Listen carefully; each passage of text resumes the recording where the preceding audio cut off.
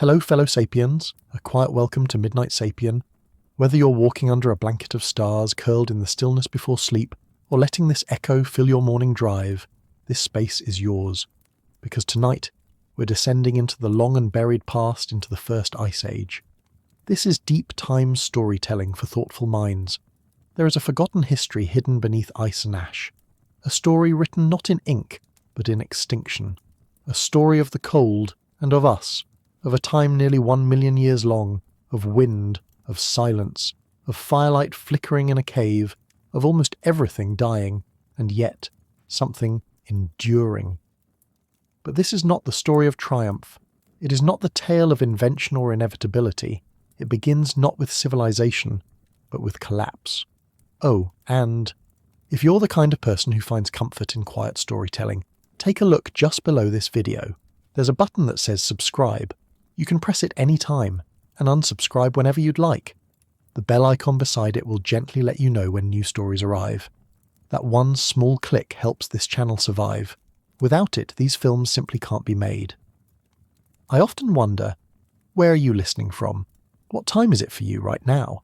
If you feel like sharing, leave a note in the comments. It's a quiet reminder we're all listening together. And if you drift off, that's all right. Chapters are in the description. Now, let us begin, with a glacier that did not roar, but crept. Before the ice came, before the long breath of glacial silence settled over the world, there was a moment, a deep and ancient moment, when the earth was alive with warmth. This is where the story begins. Not in frost, but in fecundity. Not in extinction, but in abundance. The first ice age, the one that would eventually scour continents and erase nearly every human ancestor from memory, did not arrive in violence. It arrived like a whisper. But we must first understand the world that existed before that whisper turned to wind. During the Pliocene epoch, between 5 and 2.5 million years ago, the Earth hummed with a different rhythm, slower, steadier, and softer. Global temperatures were higher than they are today. Forests stretched across what are now savannas. Lakes shimmered where deserts now lie cracked and broken. In this time before the cold, there was no Arctic sea ice in summer, no glaciers in the northern hemisphere.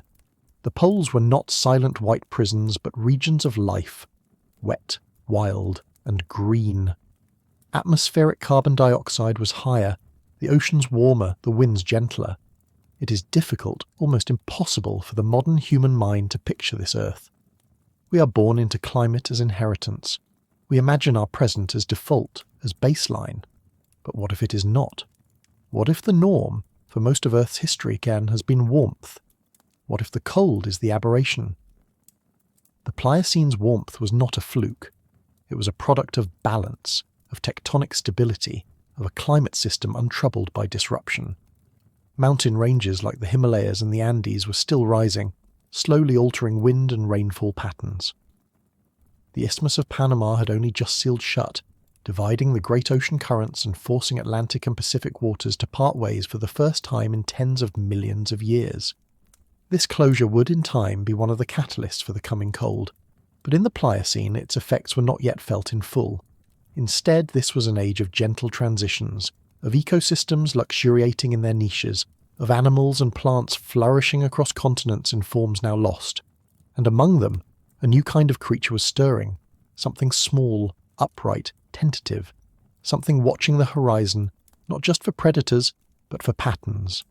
Early hominins, Australopithecus afarensis, Homo habilis, emerged into this warm world as walkers, toolmakers, learners. They did not yet know ice, but they knew distance. They did not yet know extinction, but they knew adaptation. Their hands were growing skilled, their brains slowly swelling with possibility. What must it have felt like to live in a world where survival did not mean resisting the cold, but embracing the generosity of warmth? What kind of mind is shaped not by scarcity, but by steady abundance? Could it be that the earlier seeds of our imagination were sown in a time when the world asked less of us? They did not yet know ice, but they knew distance, and so they walked. Across savannas that pulsed with life, and forests that whispered with ancestral breath, the early hominins wandered, not as conquerors, not yet as colonists, but as participants in a grand ecological symphony. The Earth of the Pliocene was a continent of invitations, pathways open, climates forgiving, predators numerous but predictable. It was a world that rewarded curiosity, and so they moved. From the highlands of East Africa, their shadows stretched outward, small bands of upright apes exploring the fringes of what was known. Their footprints press into the volcanic mud of Litoli, still preserved after more than 3 million years, a quiet echo of motion. Side by side, a child and an adult. Not fleeing, not starving, just walking. What was the mind behind those steps? Not yet fully human, and yet not quite beast. Capable of tool use, capable of memory, perhaps even capable of grief. They fashioned stone flakes to cut meat. They scavenged carcasses. They learned which roots nourished and which killed. And all the while they adapted, not just physically, but socially. The warmth of the Pliocene did not challenge them with frostbite or famine. It challenged them with time, with the need to remember, and memory once lit does not go out easily. This was the crucible of early consciousness, a slow-burning fire under a generous sky. Groups learned to cooperate, to communicate in gestures and grunts, to pass on habits not by instinct, but by teaching. It was here, in this long summer of prehistory, that the first sparks of cultural memory began to flicker. And yet, even in this gentle epoch, something was shifting. Slowly, invisibly, the heavens were tilting. Earth's axis, its wobble, its orbital dance around the sun, all of it began to conspire towards something colder. Not suddenly, not catastrophically, but steadily, like the breath before a long winter sigh. What happens when a paradise begins to forget its own impermanence? High above, far beyond the awareness of any walking hominin, the planet's orbit was adjusting. Milankovitch cycles, the slow, cyclical changes in Earth's tilt, axial precession, and orbital shape, were beginning to nudge the seasons into deeper contrasts. The sun's warmth reached the Earth in slightly different ways each cycle, and over tens of thousands of years, those minute differences accumulated like grains of sand on a scale. The Earth's path around the sun was becoming more elliptical. Its axial tilt wavered, shifting the strength of the seasons. These were not effects the early humans could see. They could not measure axial tilt or chart solar radiation, but they could feel things. A rainy season that came later, a dry season that lingered longer. Trees that no longer bore fruit when expected, herds that began to migrate differently or disappear altogether. How do you perceive a change that takes lifetimes to complete? How does a species begin to adapt to a future it cannot yet imagine? Not with foresight, but with flexibility. Not with prophecy, but with presence. And in the Pliocene, presence was survival. The hominins of this epoch did not resist the world. They adjusted to it. When the trees thinned, they stood taller. When the water moved, they followed. Their bones thickened. Their strides lengthened. Their eyes scanned wider horizons. They did not build walls against change. They became change. But change, as always, comes with a cost. The fertile arc of the Pliocene was beginning to curve downward. Across East Africa, lush forests began to recede, replaced by mosaics of woodland and open grassland. The rains that once fed the dense canopies came less reliably. Riverbeds cracked. The air dried. The wind whispered differently now, less like a lullaby, more like a warning. What had once been a world of plenty was becoming a world of movement, and movement selects. Those who could not travel far, who could not plan ahead, who could not adapt their diets or their tools, were left behind. Left to vanish into the sediment, their stories told only in teeth and bone. But others persisted, not through dominance, but through resilience. Homo habilis, handy man, began to appear more frequently in the fossil record.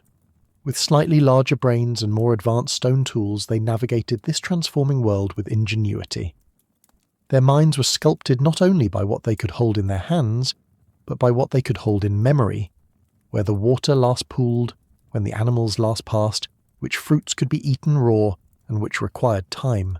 How do you measure intelligence in a world with no language? Perhaps it is not in words, but in rhythm, in the ability to recognize that the world has a pattern and that one must move with it, to sense when the rains will not come, to anticipate the quiet disappearance of a once abundant herd, to prepare for absence. The early hominins were not merely reacting to their world, they were slowly beginning to anticipate it, and in anticipation there is the first glimmer of imagination. All around them, the biosphere shifted. Marine species in the cooling oceans began to migrate or dwindle. Mountain glaciers, tiny at first, began to take hold. Dust levels in ocean cores rose, indicating drying continents. Grasslands spread across Asia. Mammals adapted, grew thicker coats, altered their ranges. The entire Earth was entering a preparatory state. Not consciously, of course, but collectively, as if all life was slowly drawing in a breath. And yet, amidst these changes, the illusion of stability held. The warmth, though diminished, remained. There were still trees, still rivers, still songs carried in the wind. The sky still opened wide each morning. And perhaps that was the most dangerous part of all. The sense that things would always be as they were. What happens when a species grows in a world that no longer exists, but does not yet know it? It clings, without knowing it clings. It flourishes in the fading echo of conditions that are already vanishing. And so it was for the hominins of the late Pliocene. They did not know they were building their lives on a threshold. They did not know the lush constancy around them was temporary. They only knew what their senses told them, that the days were warm, the land was broad, and that life, though demanding, was livable. But even thresholds leave footprints. In lake beds and sediment cores, in the pollen of dying forests and the bones of shifting herds, the record shows a world under subtle siege. Glaciation did not arrive as catastrophe, it arrived as drift. A slow, gravitational pull toward coldness, toward instability, toward something unfamiliar. And so, with each passing millennia, the landscape asked more of its inhabitants. The early hominins were forced to become generalists. They could no longer rely on predictable food. They had to diversify. Seeds, tubers, marrow, insects, all became fair game. Tools evolved. Stoneflakes became more refined. Not simply sharp, but purposeful. But tools were not enough. Survival began to demand cooperation. Not just shared space, but shared attention. Social groups, already tight, became more intertwined. Who remembered where the best roots grew last season? Who knew how to start a fire or crack a bone for its fatty core? Who could mimic the calls of prey or read the prints in the mud? These were not just curiosities. They were the difference between death and endurance. Is it possible that our species' soul was forged not in the face of catastrophe, but in the long, slow erosion of comfort? The evidence suggests that as climates became more variable, the regions of Africa most impacted by these shifts also became the places where the greatest evolutionary leaps occurred. Variability wasn't just a threat, it was a crucible. Homo erectus, emerging near the close of the Pliocene, was taller, leaner, more agile. With a brain larger than any predecessor and a body built for distance, it marked a turning point. And perhaps most telling of all, Homo erectus moved. Not just locally, not seasonally, but across vast distances, out of Africa, into Eurasia, into climates less predictable, landscapes less forgiving. This was not the migration of wanderers, it was the survival of those who had learned to live on the edge of uncertainty. What kind of mind walks willingly into the unknown? What kind of species begins to make the unfamiliar a home? As the Earth tilted further on its axis, as its orbit continued its quiet spiral, the great cycles turned. Glaciation loomed, not as a sudden punishment, but as a natural consequence. The warmth of the Pliocene, once taken for granted, now flickered like the last embers of a dying fire. And yet, for a time, the world remained beautiful. The skies still blushed with sunset. Herds still moved like rivers across golden plains. Trees still whispered in the wind, their roots deep in soils that had known only sunlit memory. There was no alarm to signal the closing of an epoch, no warning bell for the final season of warmth. The Pliocene did not end with violence. It ended the way most things end, gradually, and then all at once. The Earth, ever patient, continued its celestial rotation. The orbital cycles, eccentricity, obliquity, precession, began to align in just the wrong way. A colder northern summer, a less forgiving southern winter, snow that melted slower each year. ice that lingered just a little longer, and eventually never left. By the close of the Pliocene, glaciers had begun their slow, grinding advance into the northern hemisphere. The great ice sheets, Laurentide, Fennoscandian, Siberian, were still far in the future, but their ancestors were forming in quiet. The oceans began to drop, forests withered into steppe, winds shifted, dust spread, the earth was drawing in, and through it all the hominins adapted. Not because they knew what was coming, but because they responded to what was already changing, because survival does not require prophecy, only attention. They built no cities, they left no written words, but their legacy remains. In the tools they left behind, in the bones buried beneath layers of ashen loam, and in us.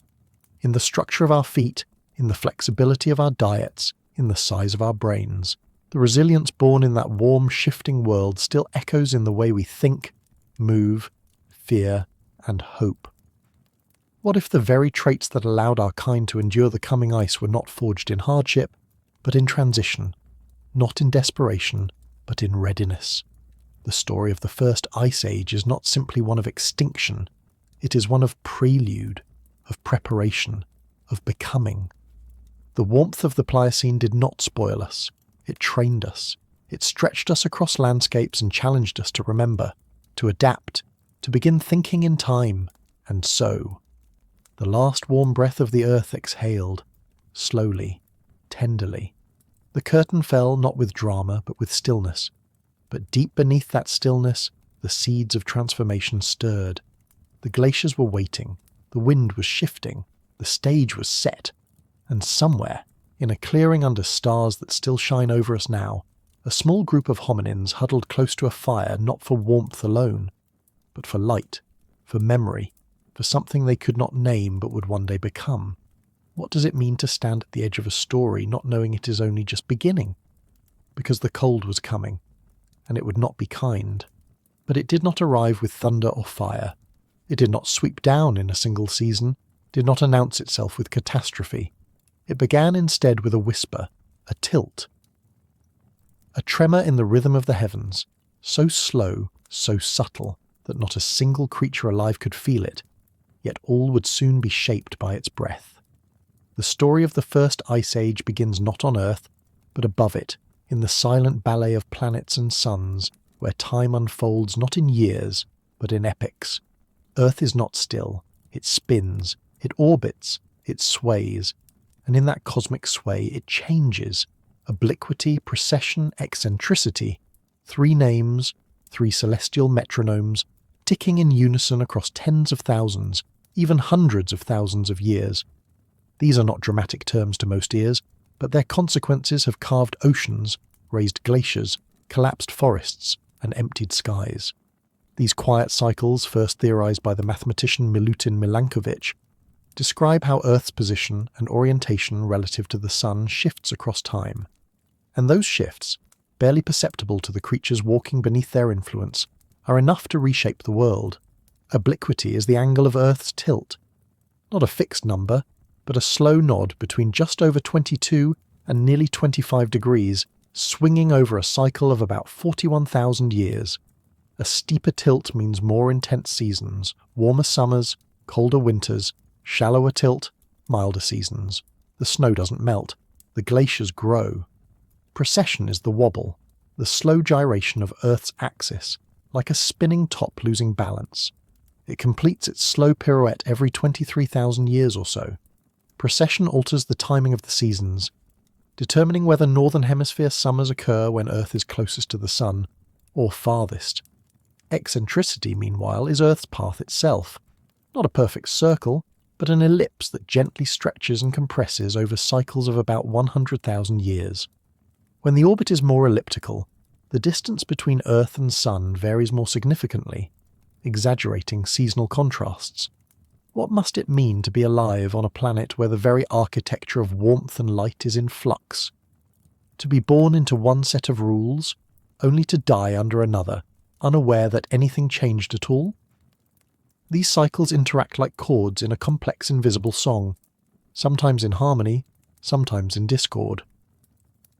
When certain alignments converge, when precession places summer in the farthest orbital position, when obliquity is low, when eccentricity exaggerates the sun's distance, the effect is profound. Summers become too mild to melt winter's snow. Ice lingers. Year after year it accumulates. Bright surfaces reflect more sunlight. The planet cools, and so begins a feedback loop, not of fire, but of silence and stillness. Glaciers do not need speed. They need time, and the sky was giving them just enough. The slow ballet of orbits, tilts, and wobbles might seem abstract, a cosmic detail too distant to shape life below. But Earth is a patient sculptor. Across thousands upon thousands of years, these minuscule variations begin to build consequences as tangible as stone. With each subtle shift, sunlight was redistributed across the surface of the planet. Summers shortened, winters stretched, and in the high latitudes snow began to persist where once it had melted. At first these were ghostly hints, small tongues of ice creeping down shaded valleys, gathering into sheets of pale reflection. Each year they lingered a little longer. Each season the sunlight returned too weak to erase their presence. And as white expanded over blue and green, the balance tipped. The more the earth gleamed, the more it cooled. A self-reinforcing spiral set in motion by nothing more than geometry. It is humbling to imagine that civilizations, continents, and entire species are at the mercy of angles, of invisible arcs traced through the void. The tilt of 23.5 degrees is the difference between a living planet and a frozen one. If it were 28, the poles might melt. If it were 20, glaciers might blanket the mid-latitudes forever. The fragility of our habitability lies written in the math of motion. And yet, even as these celestial whispers began to tug at the planet's climate, another force was stirring. One not in the sky, but deep within the bones of the earth. The continents themselves were shifting. The Pliocene world still held familiar shapes, but they were not yet locked into the configuration we know today. Africa continued its slow, relentless collision with Europe. The Himalayas climbed ever higher, their peaks piercing the jet stream and altering global winds, and in the Western Hemisphere, a narrow strip of land, the Isthmus of Panama, was closing, linking North and South America for the first time in tens of millions of years.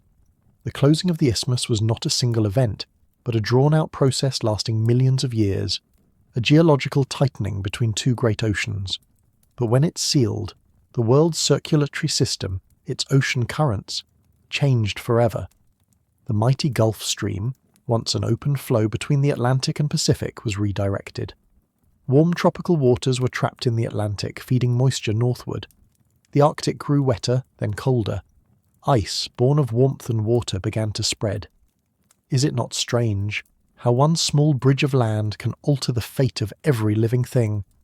Continents drift like silent gods across epochs, reshaping the air above and the waters below. The closure of Panama strengthened the great conveyor belt of the oceans, the thermohaline circulation, that now carries warmth across the globe, but in doing so it unbalanced the Earth's temperature gradient. More heat moved northward. More snow fell in polar regions, and once again the sun's faint geometrical whisper was amplified by the Earth's own tectonic voice. The world was being prepared, unknowingly, for its long descent into ice. But this was not a descent that announced itself with thunder. There were no omens written in fire, no sudden calamities, only slow rearrangements, only a world quietly tipping away from warmth. Beneath the surface of seas, currents cooled. In the sky, winds shifted their paths. On land, ecosystems began to fray at their edges. Droughts crept in where rain once sang. Grasslands spread where forests had stood thick and proud. Animals, once rooted to their ranges, began to move, and where life moved, death followed, not in violence, but in attrition, not with drama, but with absence.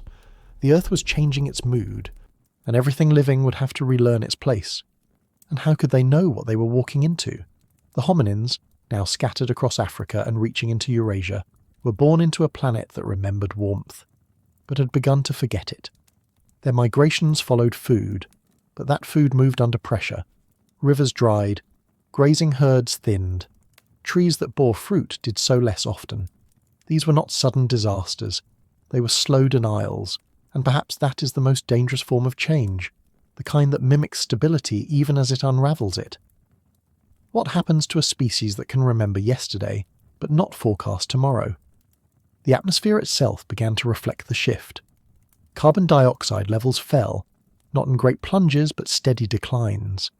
The silicate weathering of rising mountains, especially the Himalayas, scrubbed CO2 from the air. More greenery in some regions meant more drawdown. Cooler oceans absorbed more carbon. Feedbacks stacked upon feedbacks, subtle at first, then significant.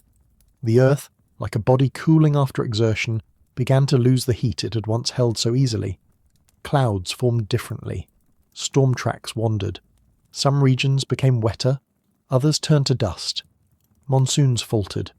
The balance of evaporation and precipitation, that delicate contract signed between ocean and land, and was being rewritten. And as it was, life responded in the only way it could. It shifted, it scattered, it adapted, or it died. Can you feel it now? The slow winding of a clock too vast to hear, the rhythm of a planet rearranging its breath. These transformations weren't synchronous. They unfolded at different paces, in different corners of the globe, like instruments entering a symphony one at a time. But eventually they began to resonate. The cooling of polar regions, the drying of the tropics, the slowing of deep ocean currents, the strengthening of glacial feedback loops. Together, they formed the opening notes of an age the Earth had not seen in tens of millions of years. And at the centre of this quiet chaos, our ancestors stood, not as architects, but as witnesses. They did not cause this change. They did not understand it, but they lived through it, felt it in their bones, etched it into their migrations, traced it in their tools. And as the stars wheeled above, ever so slowly, the glaciers began to breathe, not with speed, but with certainty, not as invaders, but as inevitable guests. In the northern latitudes, high up on forgotten plateaus and shadowed mountain valleys, the snow no longer vanished with the coming sun. It packed down, layer by layer, compressed into ice, until the weight of itself became motion. Glaciers do not move quickly, but they do move, and once they begin their march, they do not turn back without a fight. This was the quiet revolution of the Pleistocene, the beginning of an age defined not by fire or stone, but by water frozen into permanence. It was the culmination of whispers that had begun eons before, the sky shifting its geometry, the continents locking their tectonic puzzle into place, the seas redirecting their heat, the atmosphere thinning its veil of carbon. And now all those soft invisible influences began to manifest in something terrifyingly visible. The glaciers grew, and with their growth, the world responded. Sea levels fell as fresh water locked itself into ice. Coastlines crept outward, revealing land that had not tasted air in millennia. Rainfall patterns fractured. Some regions drowned, others cracked. Ecologies collapsed in silence, not from lack of life, but from its unravelling. Species vanished not because they were hunted, but because their habitats withered beneath their feet. Mammals that had once ruled warm forests were stranded in cooling barrens. Trees that had grown tall in deep soil met winds they had never known. The great herds that once moved in rhythm with the rains now found those rhythms broken. And yet the Earth was not dying. It was recalibrating. It is tempting to read disaster into every transformation, to mourn every change as loss. But what if this was not a collapse, but a pivot? What if this new world, colder, starker, more demanding, was also more sculptural, more instructive? What if it asked different questions of life, and life in turn gave new and astonishing answers? Because even in the face of these massive climatic shifts, life did not stop. It adapted. It evolved. New niches appeared where old ones closed. Ice Age megafauna emerged. Thick-furred, barrel-chested, vast. Mammoths and mastodons, woolly rhinos, saber-toothed cats. They were the products of cold, born not in spite of it, but because of it. And the hominins, those fragile walkers in a world of giants, also responded. Their tools became more varied, their shelters more intentional. Fire became not a tool of convenience but a weapon of survival. Social bonds thickened. Knowledge accumulated not just in muscle and instinct, but in culture, in learning passed from one mouth to another. Could it be that ice did not just test us but shape us? As the glaciers pressed outward from their cradles and the seasons grew crueler, the beings who had once emerged from a world of warmth were now slowly becoming children of the cold. And somewhere, beneath skies that no longer promised predictability, they waited. Waited not in stillness, but in motion. Because to remain still in a changing world is a kind of extinction. The early hominins moved with the winds, followed the herds, abandoned the forests that no longer fed them, and tested the edge of the unknown. Some perished, some endured. Those who remained would not have understood the word climate. They would not have grasped the orbit of Earth or the curvature of the sun's path, but they understood hunger. They understood the fading of rivers and the absence of fruit. They understood that the world was different now, colder, harder, less forgiving. And perhaps that is the only knowledge that matters, not the cause of change, but its consequence. The Ice Age was not only a scientific phenomenon, it was a crucible of perception, shaping the minds and memories of those who would eventually become us. To live through it was to live with uncertainty not as a threat, but as a constant. To build meaning in a world where the stars still wheeled above, but no longer gave the same warmth. The triggers had already been set. Orbital patterns would continue to sway the Earth's seasons for hundreds of thousands of years. The continents would drift further, altering winds, splitting habitats, tearing apart ancient ecological webs. The Isthmus of Panama would remain closed, locking in oceanic currents that reinforced the cooling. The global carbon balance would never return to its Pliocene peak. The great machine had turned, and it would not stop. But within this epical chill, a strange kind of clarity emerged.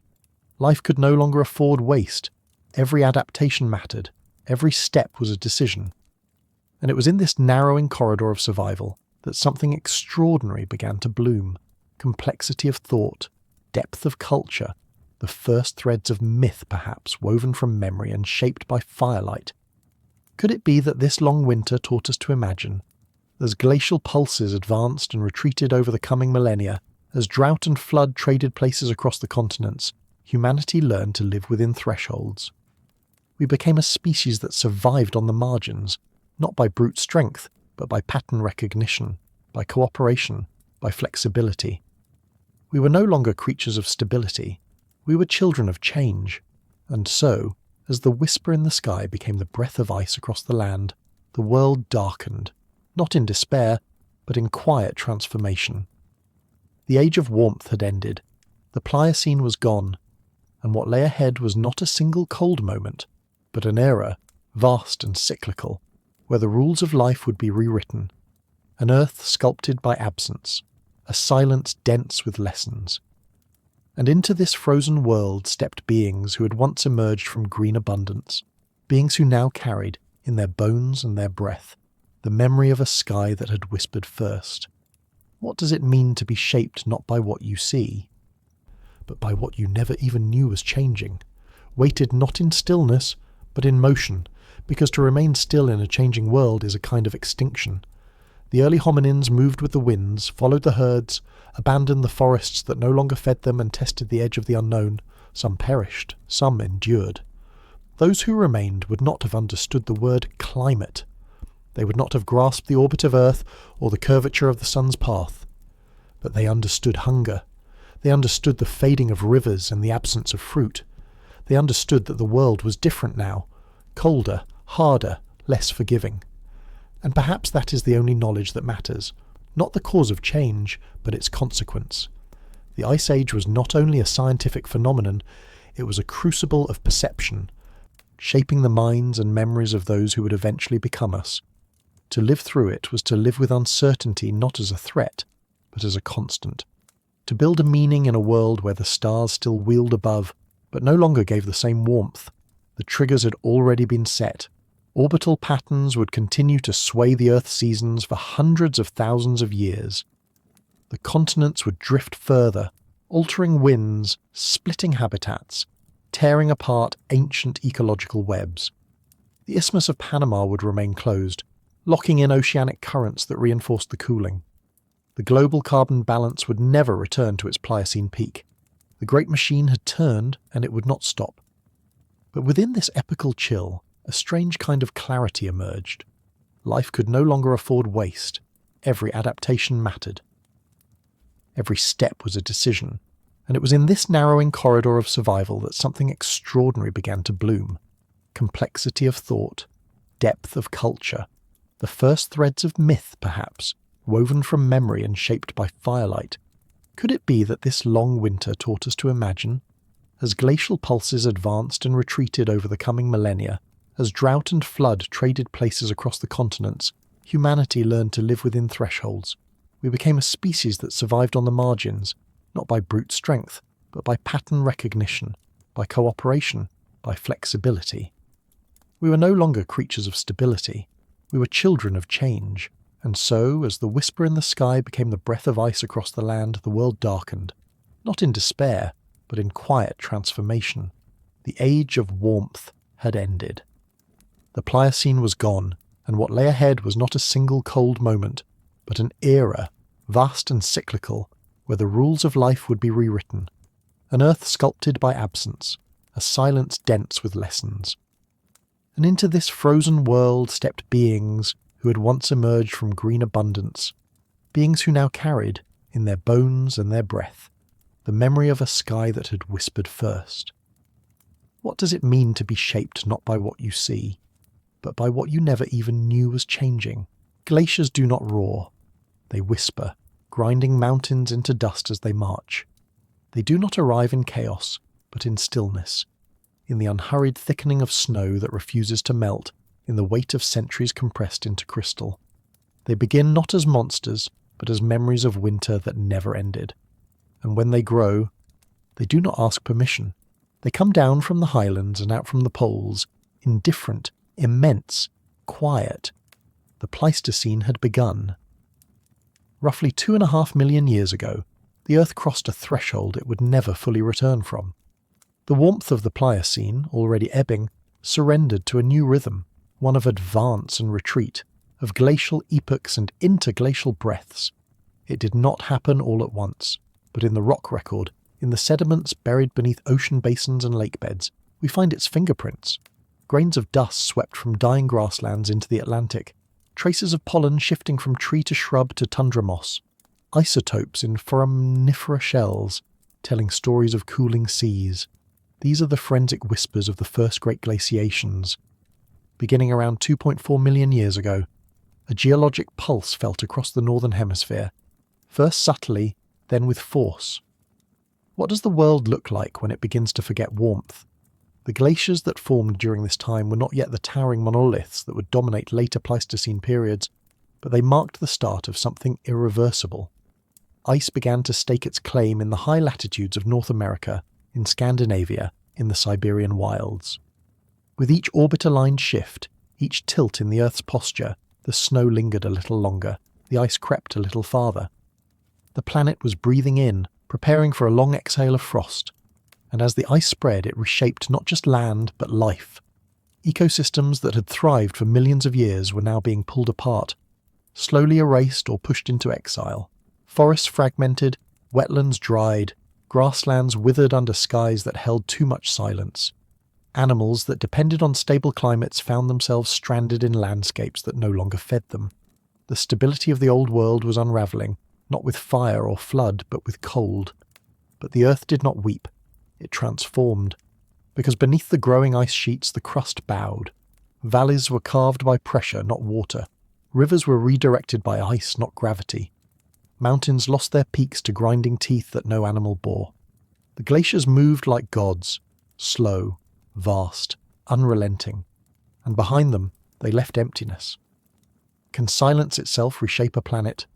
The Pleistocene would span over 2 million years, a vast stage upon which evolution would perform its harshest tests. And in this first act the ice was simply taking its place. Not all at once, but step by step, breath by breath, it was descending, and life, confused, scattered, watching the horizon, would have to learn to follow or vanish.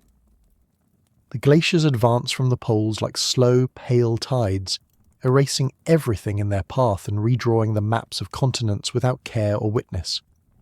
They crept down from the Arctic and Scandinavian highlands, from the edges of Alaska and the northern steppe, stretching across the face of the world in sheets thicker than mountains. Beneath them, rock was ground to flour. Valleys that once held forests became corridors of ice. The weight of it all, unimaginable, unceasing, pressed the crust down by hundreds of meters. It was not a world of snowflakes and frost. It was a world of compression, of gravity sculpting silence. The Laurentide ice sheet began its slow formation across North America, its front eventually stretching over what would one day be New York, its heart pulsing over the Canadian Shield. Across the ocean, the Fennoscandian ice sheet crept over Europe, swallowing the North Sea, reshaping the British Isles, extending as far as the northern plains of Germany. In Asia, glaciers coalesced along the Siberian plateaus and the Altai ranges, sprawling southward until they met the dry winds of the steppes. And while the ice marched north and south, the equator, the belt of warmth, grew narrower, squeezed by a planet that was literally folding inward. But even as these continents disappeared beneath white, the changes above were no less profound. The atmosphere thinned, cleared of moisture. Rain no longer fell where it once had. Instead, snow gathered endlessly in the poles, a one-way journey of water to stillness. Ocean levels dropped by over 100 meters, exposing continental shelves and creating land bridges between once isolated worlds. Asia and North America touched at the Bering Strait. Australia connected to New Guinea. New ecosystems appeared in the newly exposed plains, while others vanished into the ice. This was the slow sculpting of a new Earth, one defined by boundaries drawn not in soil or stone but in temperature. Where the cold ruled, life retreated. And yet there were survivors, always. Herds of hardy grazers, ancestors of mammoths and steppe bison, roamed the tundra edge, finding nourishment in what little green the permafrost allowed. Carnivores followed, lean and wide-ranging, wolves, cats, bears. And amid them, the early hominins, smaller than their future descendants, but already learning what it meant to adapt, trailed the migrations, scavenging, enduring. It was not the end of the world, it was the end of a world. The glaciers grew in rhythm with the Earth's invisible cycles, each advance and retreat leaving behind new scars and new opportunities.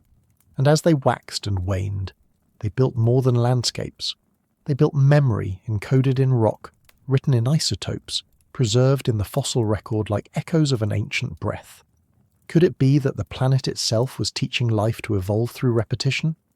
The ice pressed on, carving valleys that still bear its mark, rewriting the geography of the future. And beneath this vast reshaping, life struggled to keep pace. Species that had once thrived in the warm, stable climates of the Pliocene found themselves caught in a slow-moving trap, not swift enough to flee, not specialized enough to remain. Ecosystems that had persisted for millions of years collapsed like brittle glass under the pressure of climate and geography. But collapse in nature is rarely absolute. It is often transformation wearing the mask of destruction. The forests that had once blanketed much of Europe and North America began to break apart. As ice sheets advanced, they left behind fragmented islands of green, refugia, where plants and animals clung to the old world in microclimates sheltered by elevation or wind or luck. Oaks and pines crept southward, step by step, season by season, following warmth like pilgrims. Animals, too, migrated. But their journeys were not voluntary. They were slow flights from absence. And those who could not move, amphibians trapped by desiccated wetlands, browsing mammals stranded on shrinking ranges, began to vanish. What happens when movement becomes the only form of survival? This was not a change that occurred in a single generation. It took thousands of years, but from the deep perspective of geological time, it was a blink. One moment, a rainforest. The next, a steppe. One moment, hippos in the Thames.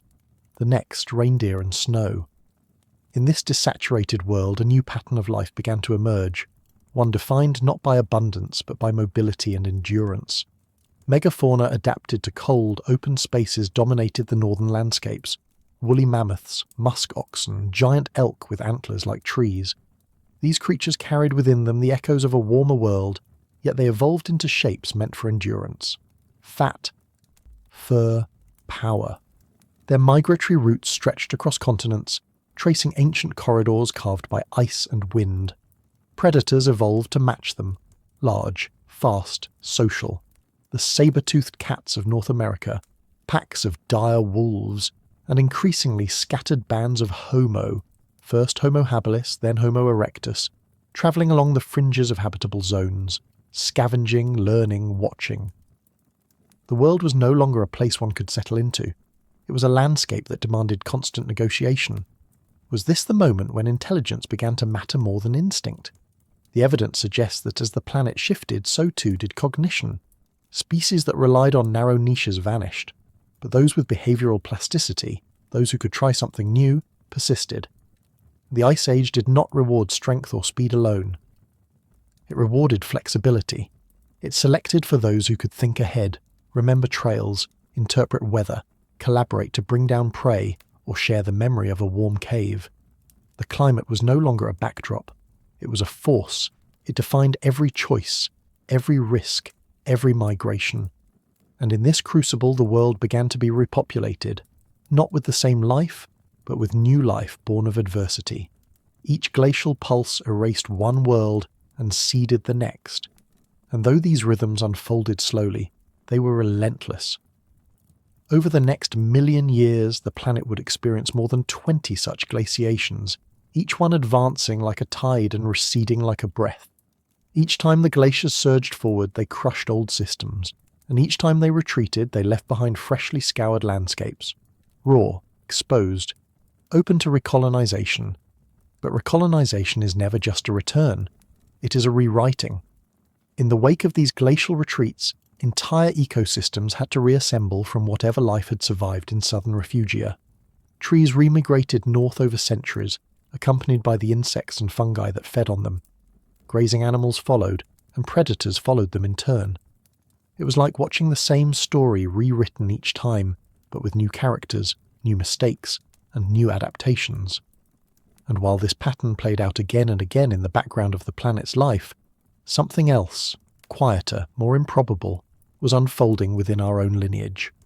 Hominins had long been a marginal group, clever, upright scavengers, reliant on endurance rather than strength. But it was in this age of relentless environmental change that they began to flourish, not because they were adapted to one environment, but because they were adaptable to many. The brain, for all its energy cost, became a survival organ. Fire, once a curiosity, became culture.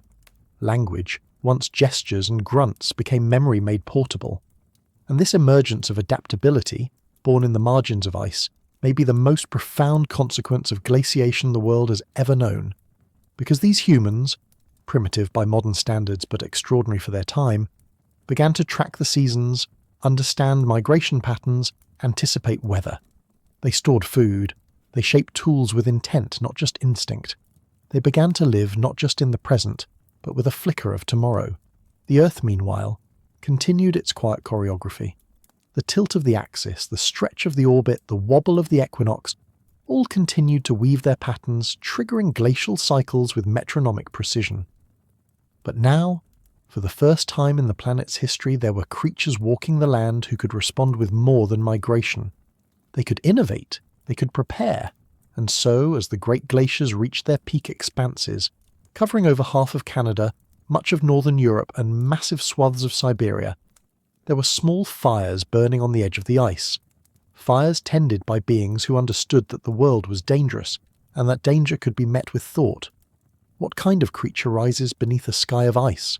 Not a conqueror, not yet, but a survivor, a thinker, a species no longer simply shaped by the world, but beginning, just beginning, to shape it in return. And it all began with the slow fall of snow that never left. This was not a catastrophe in the sudden, violent sense. There was no singular moment of reckoning, no asteroid, no volcanic cataclysm, no flood to etch itself into legend. The descent was quieter, slower. It was erosion by accumulation, extinction by degree. It was the kind of change that left no survivors to remember before, only descendants who would one day marvel that the world could have ever been otherwise. By 1.6 million years ago, the Pleistocene had taken full hold. The Earth's axis wobbled in its cycles, leaning and correcting, leaning again, and with each movement came another dance of ice. These weren't moments of sudden doom.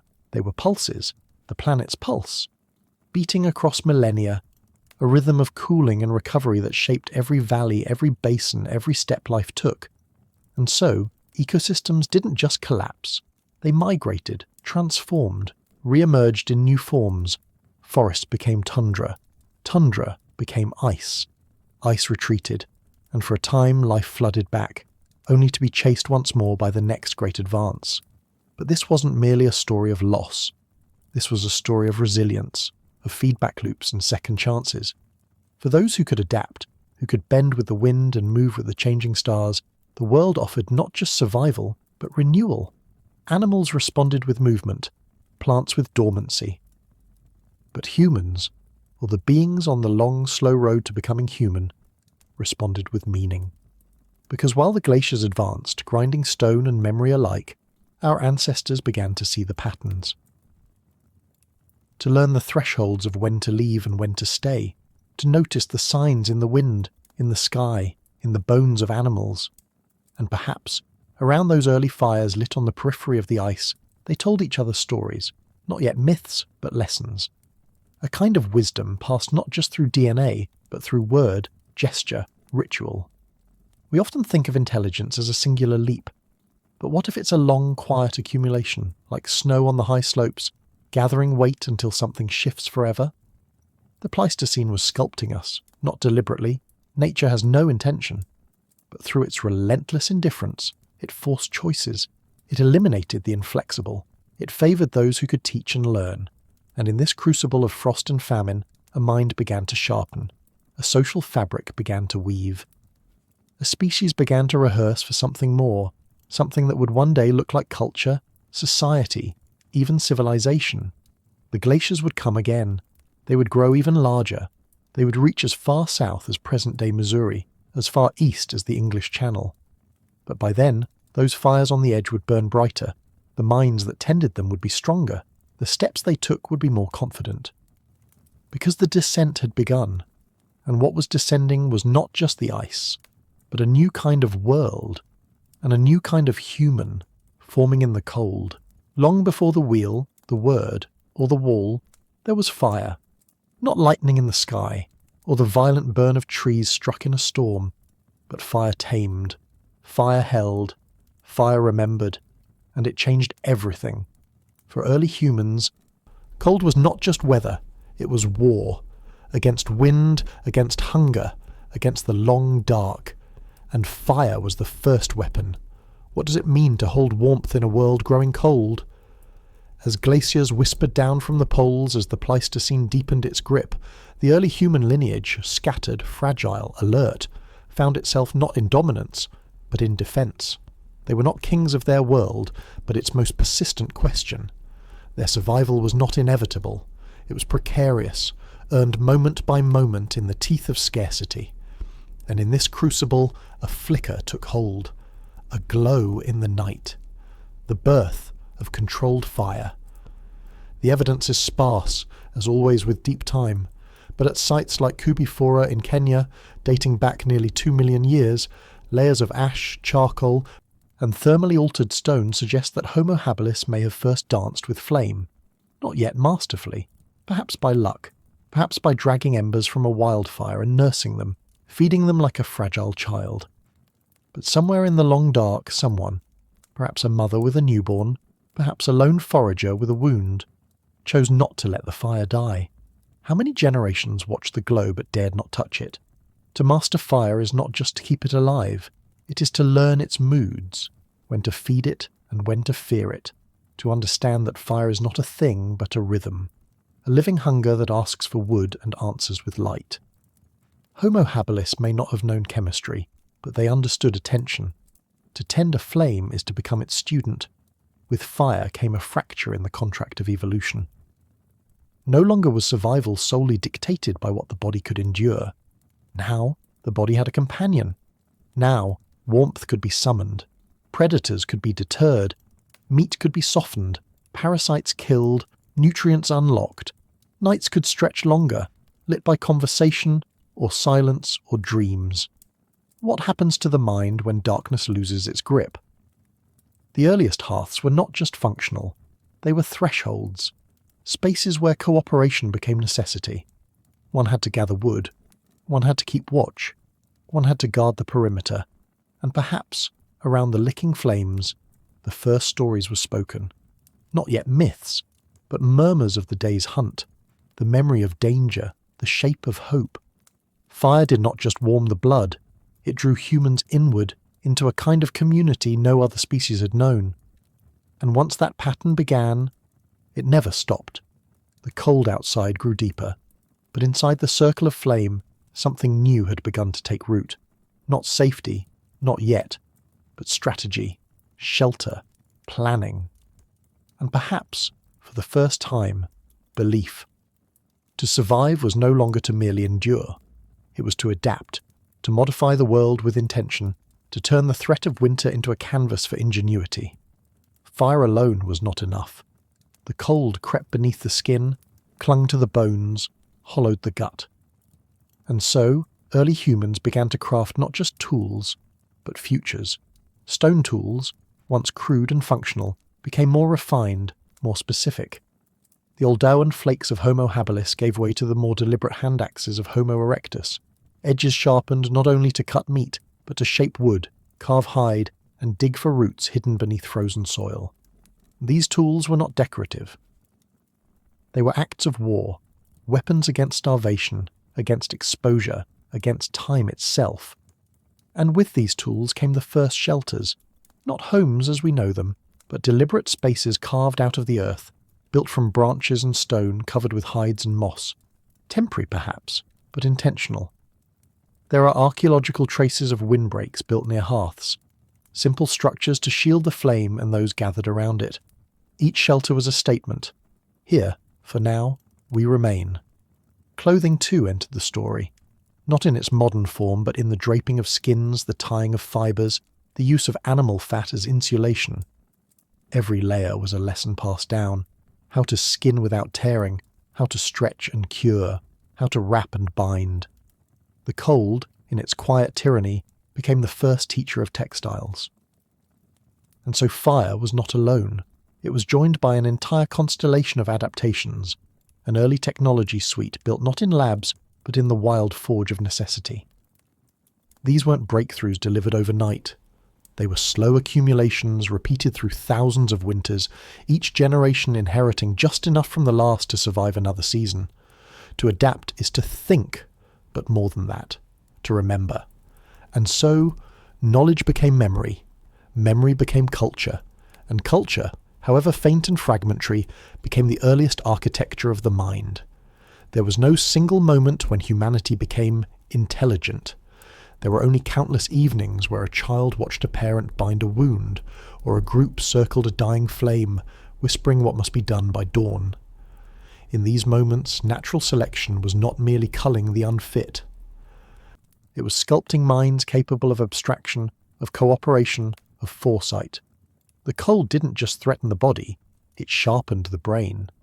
Because when survival demands more than instinct, evolution listens, and slowly, steadily, intelligence becomes the most valuable tool of all. The world was no warmer, but the human animal had begun to burn from within. That burn was more than warmth. It was curiosity. It was observation turned to action, action refined into method. Intelligence was no longer just a byproduct of survival. It was becoming the very engine of it. Where other species evolved thicker fur or migrated with the seasons, hominins were evolving ideas, and the landscape was not gentle. The Pleistocene deepened, the air grew sharper, the winds more insistent. Food could not be relied upon. A single failed season could mean starvation, and yet from the edge of this abyss, the human lineage pressed forward, not in defiance, but in adjustment. Every winter became a rehearsal, every challenge a provocation, and the ones who adapted best were not the strongest. They were the ones who could learn. They watched the movements of herds. They noticed which roots remained edible when the frost came. They remembered which trees crackled loudest in the fire and which smoked too long to be worth burning. Slowly, instinct gave way to choice, and choice meant evolution was no longer only happening in the genes. It was happening in the transmission of knowledge, horizontally across communities and generations. This was cultural selection, and it was no less powerful than biology, because now, A clever child could benefit not just from inherited traits, but from the memory of a dozen winters shared by elders.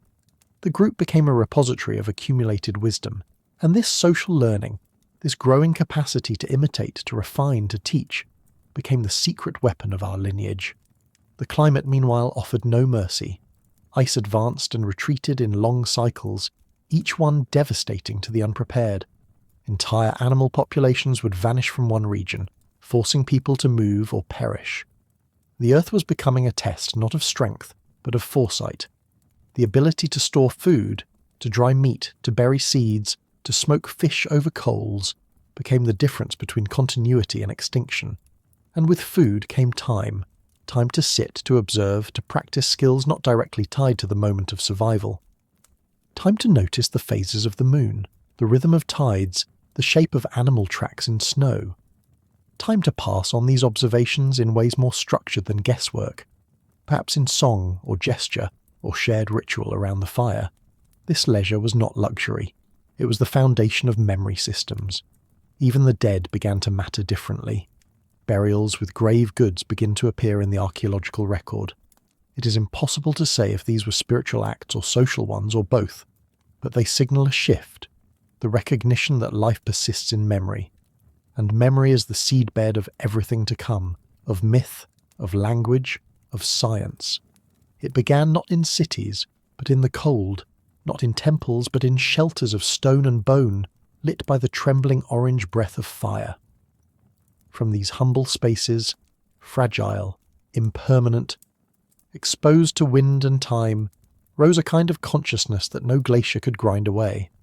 For in those flickering circles of warmth, humans were not only surviving, they were, piece by piece, assembling a mind that could think beyond the next step, the next storm, the next kill. This was no longer mere adaptation to cold, it was transformation by it. To survive, they had learned to predict, but to flourish, they began to imagine. Imagination, like fire, is both gift and danger. It allows one to rehearse futures not yet real, to plan for what may come, not just what is. And it was in these early humans, Homo erectus, and later Homo heidelbergensis, that we see the rise of this mental horizon. Their tools became more symmetrical, more deliberate, their campsites more organised.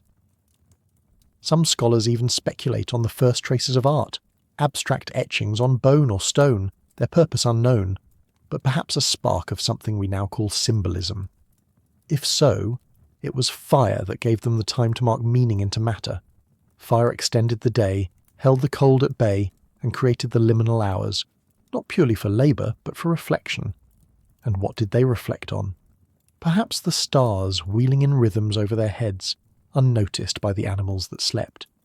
Perhaps the face of a parent now gone, but remembered.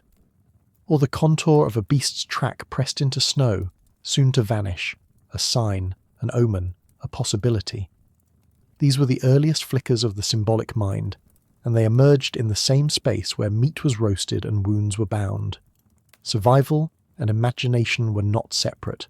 They were entangled. Natural selection, once governed solely by mutations of bone and blood, now favoured those who could share a technique, teach a child, predict the freeze. The intelligence selected by the ice was not cold, analytical logic. It was social, empathic, cooperative. It was the intelligence of those who could navigate not only the landscape but one another. In this way, fire became a social technology. To tend it required proximity, and proximity bred conversation, or at least its ancestral forms.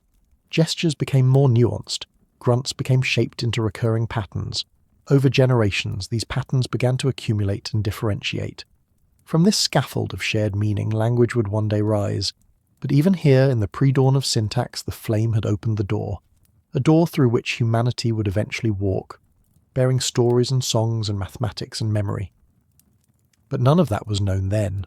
All that was known was the cold, the snow outside, the scent of wood smoke clinging to skin, and the fact that, for one more night, they had endured, together. It's easy to forget now, with electric lights and thermostats and digital weather forecasts, that for most of our existence the cold was a living presence. It wasn't an inconvenience, it was an adversary. The wind had intention, the snow had memory, the dark had depth. and against this cosmic stillness humanity burned, not just in firelight, but in will. For early humans, survival wasn't guaranteed. Every sunrise was earned, and the struggle against cold wasn't just physical, it shaped everything. Our tools, our bodies, our behaviours, our brains. It carved paths through DNA and through memory, and as the Pleistocene bore down with its endless winters, it was those who adapted, who thought, who collaborated, who dared, who survived. This is what natural selection looked like, not as a contest of brutality, but as a crucible of learning. The individuals who could remember where the edible roots grew after the first frost, who could teach others how to bind a broken limb with sinew and bark, who could coax flame from stone and ember on a rainy evening. These were the ones whose children lived, and over time evolution began to favour not just the physically fit, but the cognitively flexible. Not just those who could run, but those who could teach, who could remember, who could imagine. This wasn't a linear journey, it was messy, halting, filled with false starts and losses. Species came and went, entire hominin lineages, Paranthropus, Australopithecus, early branches of Homo, flickered out. Others, like Homo erectus, endured for astonishing length of time, adapting, wandering, watching. And still others, Homo heidelbergensis, Denisovans, Neanderthals, would take their own paths into and through the frost. But in all of them, we see a pattern, a kind of convergence. They gathered around fire. They used tools not just to kill, but to build. They began slowly to dream, and out of this tangled web, eventually, but only eventually, came us. We too carry the marks of that long war with the cold. In our genes, yes. In the traces of Neanderthal DNA, in our immune systems, in our body shapes and metabolic quirks. But also in our myths, our metaphors, our languages. Fire remains sacred in so many cultures, not because it is rare, but because it is ancient. Because it once meant the difference between night and day, between silence and speech, between death and the fragile bloom of another tomorrow. Fire was not just a tool, it was a teacher. It taught us to wait, to prepare, to look beyond the present moment and imagine what might come next. And perhaps that is the greatest adaptation of all, not claws, not fur, not speed, but foresight. The simple, miraculous act of thinking. If I do this now, it may save me then. That is what burned in the blood, and it has never gone out. There was a time when the human story branched like a river at flood, each tributary a different kind of person, a different possible future. Some stood tall and long-limbed under African skies. Others were shorter, stockier, adapted to wooded highlands or damp river valleys. They chipped tools, cracked bones for marrow, followed game, and raised their young. Not so differently from one another, and yet not quite the same. For millions of years, the genus Homo was not a single thread, but a tangle. Homo habilis, Homo rudolfensis, Homo naledi, Homo erectus, Homo heidelbergensis, and still more.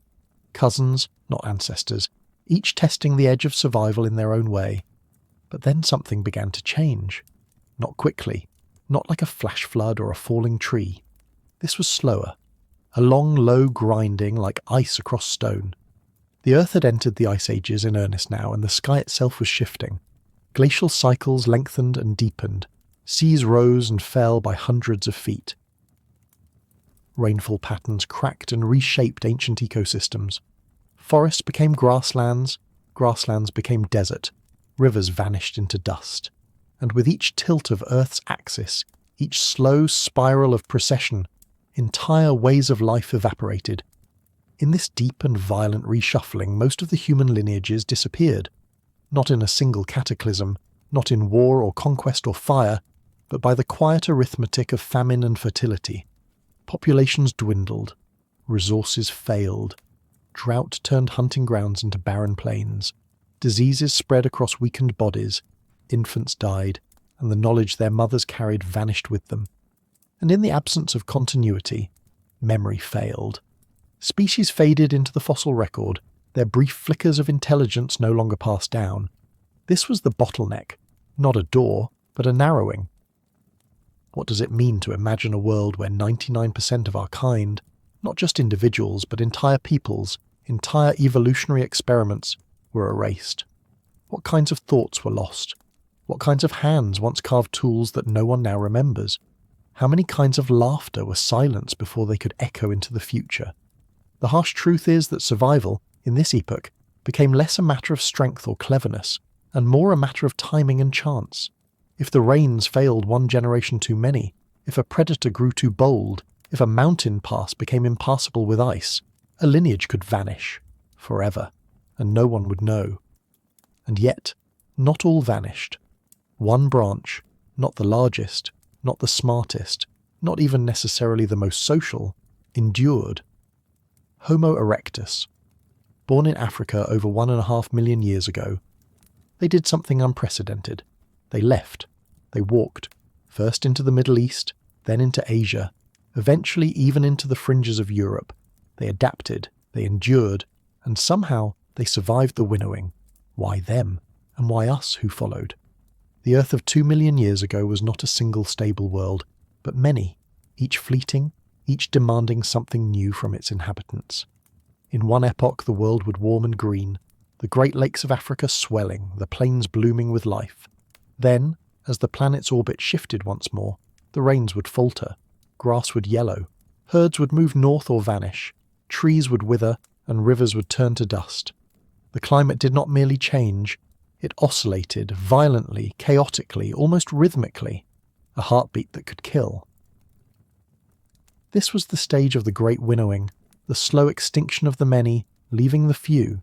In this unstable world, flexibility was everything. Homo erectus thrived not because it was perfectly adapted, but because it was never finished adapting. It was the first wanderer, a species that understood movement not as exile, but as survival. When the rains shifted, erectus moved. When prey disappeared, they found new prey. When fruit vanished, they cracked bones and roasted marrow. They were the first to master fire with intent, to carry embers from camp to camp, to build temporary shelters against storms that could last months. Every act of survival became a conversation with the earth itself, an unspoken dialogue between scarcity and innovation. Meanwhile, for others, the conversation ended. Homo habilis, once clever and capable, vanished around this time. Australopithecus, the ancestral genus from which our line had split, had already gone. Others, Paranthropus robustus, Boisei, Ethiopicus, whose skulls had grown massive, their jaws built for chewing coarse roots and tubers, could no longer find enough to eat. When the vegetation patterns shifted, they starved. Their strength became a liability. Their specialization betrayed them. In a world that could no longer promise consistency, the generalist was king. The earth was learning to favour the restless. Each glacial cycle stripped away another layer of life's variety. Megafauna adapted to warmth could not withstand the cold. Tropical forests retreated toward the equator, taking with them the birds, insects and fruit eaters who depended on them. In their place came grasslands, tundra, dust. The very air grew drier. The wind sharpened into something that howled across continents, and through it all, the human population, if it can even be called that, dwindled to numbers so small they could have fit within a modern city block. Tens of thousands, perhaps fewer. Every family, every band, every child carried the fragile thread of an entire future species. One failed generation could have ended everything. This is the paradox of deep time. Extinction is the rule, not the exception. Survival is the miracle, and yet, amidst the ruin, Homo erectus walked on, tall, deliberate, persistent. They became, in every sense, the heirs of catastrophe. They were born of scarcity, and scarcity made them sharp. They would not conquer the earth, but they would outlast it, and in doing so, they became something new, not just survivors of the world's harsh rhythms, but participants in its patterns. Homo erectus did not wait for the world to bend to its needs. It bent to the world, reshaped itself in the image of necessity. Limbs grew longer, stride more efficient. A walker's body, made for the horizon. The brain, though still smaller than ours, expanded steadily, not in a rush of genius, but in slow, cumulative refinement. The hands became more precise, the tools more standardized. Acheulean hand axes shaped with care became as iconic as fingerprints, not just instruments, but signs of a shared understanding. This was not culture in the modern sense. There were no stories yet, no carved gods, no art etched into bone, but there was continuity. There was memory, passed not in books, but in the calloused hands of those who watched and mimicked. Across deserts and valleys, over generations, fire was kept, tools were made, water found, and children raised. And in this persistence, this ritual of survival, something new was taking shape. It is here that the true meaning of the bottleneck emerges, not simply loss, though loss was everywhere, but refinement. The earth, through ice and drought, through scarcity and storm, was shaping us. It was burning away not just species, but possibilities, narrowing the paths forward until only the most resilient, the most adaptive, the most cooperative remained. That narrowing left scars. It also left gifts. One such gift: endurance. Homo erectus walked farther than any species before them. From East Africa to the Indonesian archipelago, from the Arabian Peninsula to the lower edges of Eurasia, they spread across continents not as conquerors but as seekers of food, of warmth, of balance. Their migrations were not heroic epics, but slow drifts through time, following game, evading frost, always one step ahead of extinction. Another gift: curiosity. To move through unfamiliar lands requires more than strength. It demands alertness. To the taste of a new plant, the direction of a strange wind, the warning sound in the distance that could mean predator or prey. This openness to the unknown, selected again and again by environments in flux, laid the groundwork for something astonishing: the capacity for wonder. And perhaps the most important gift: cooperation. No individual could survive the Ice Age alone. It took groups, families, bands, communities to share burdens, raise children, pass on fire. This interdependence didn't just increase chances of survival, it rewired the brain. It selected for empathy, for communication, for shared intention.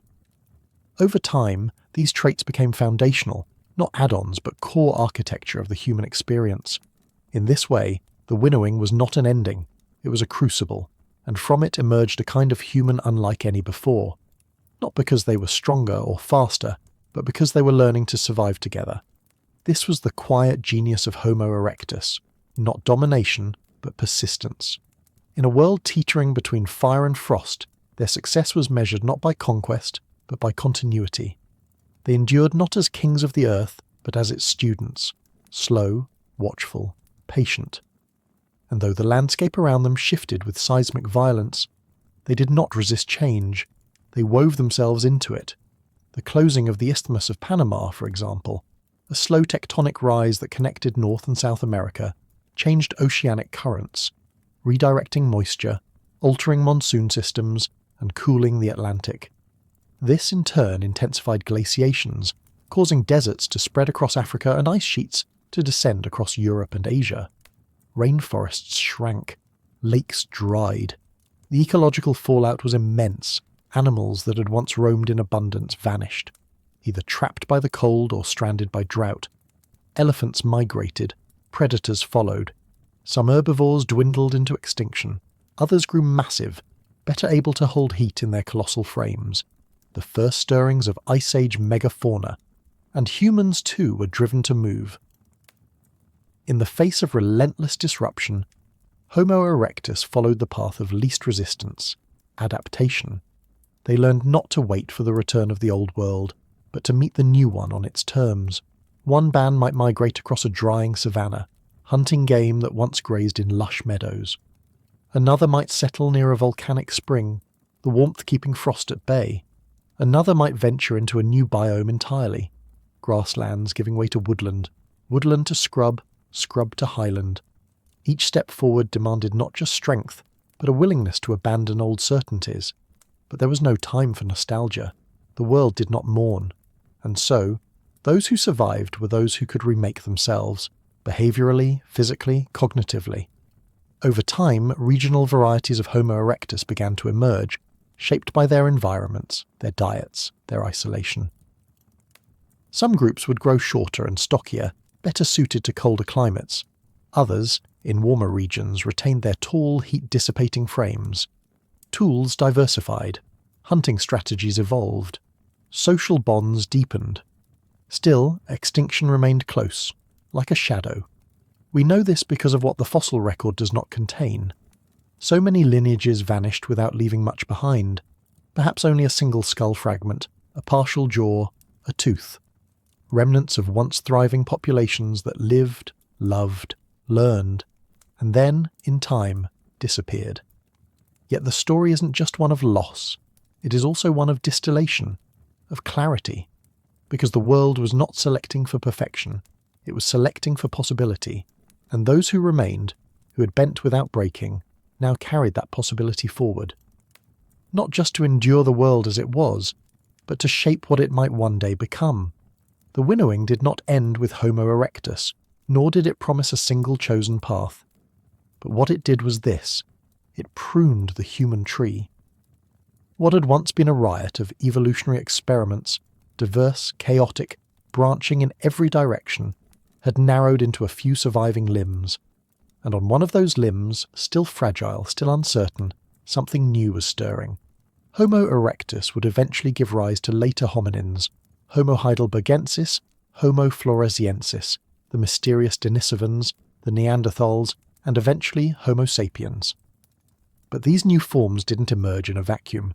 They were the children of a species forged by fire, drought, and glacial siege, descendants of those who had stared down extinction again and again, and who had learned, above all else, to move, to adapt, and to remember.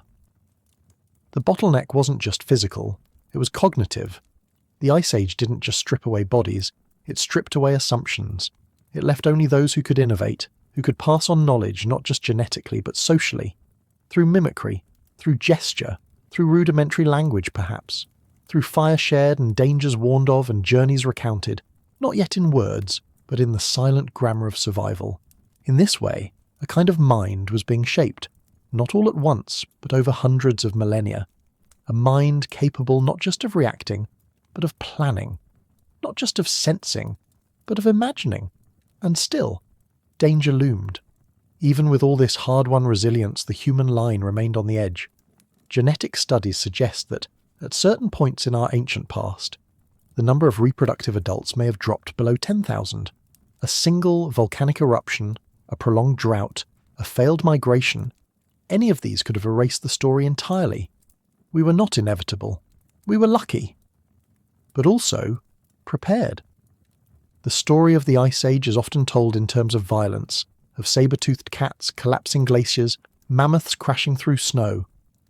But this chapter of the human journey is better told as a quiet endurance, a low fire kept alive in the darkness, a child taught to flake a stone just right, a family crossing a frozen river with nothing but trust and memory to guide them.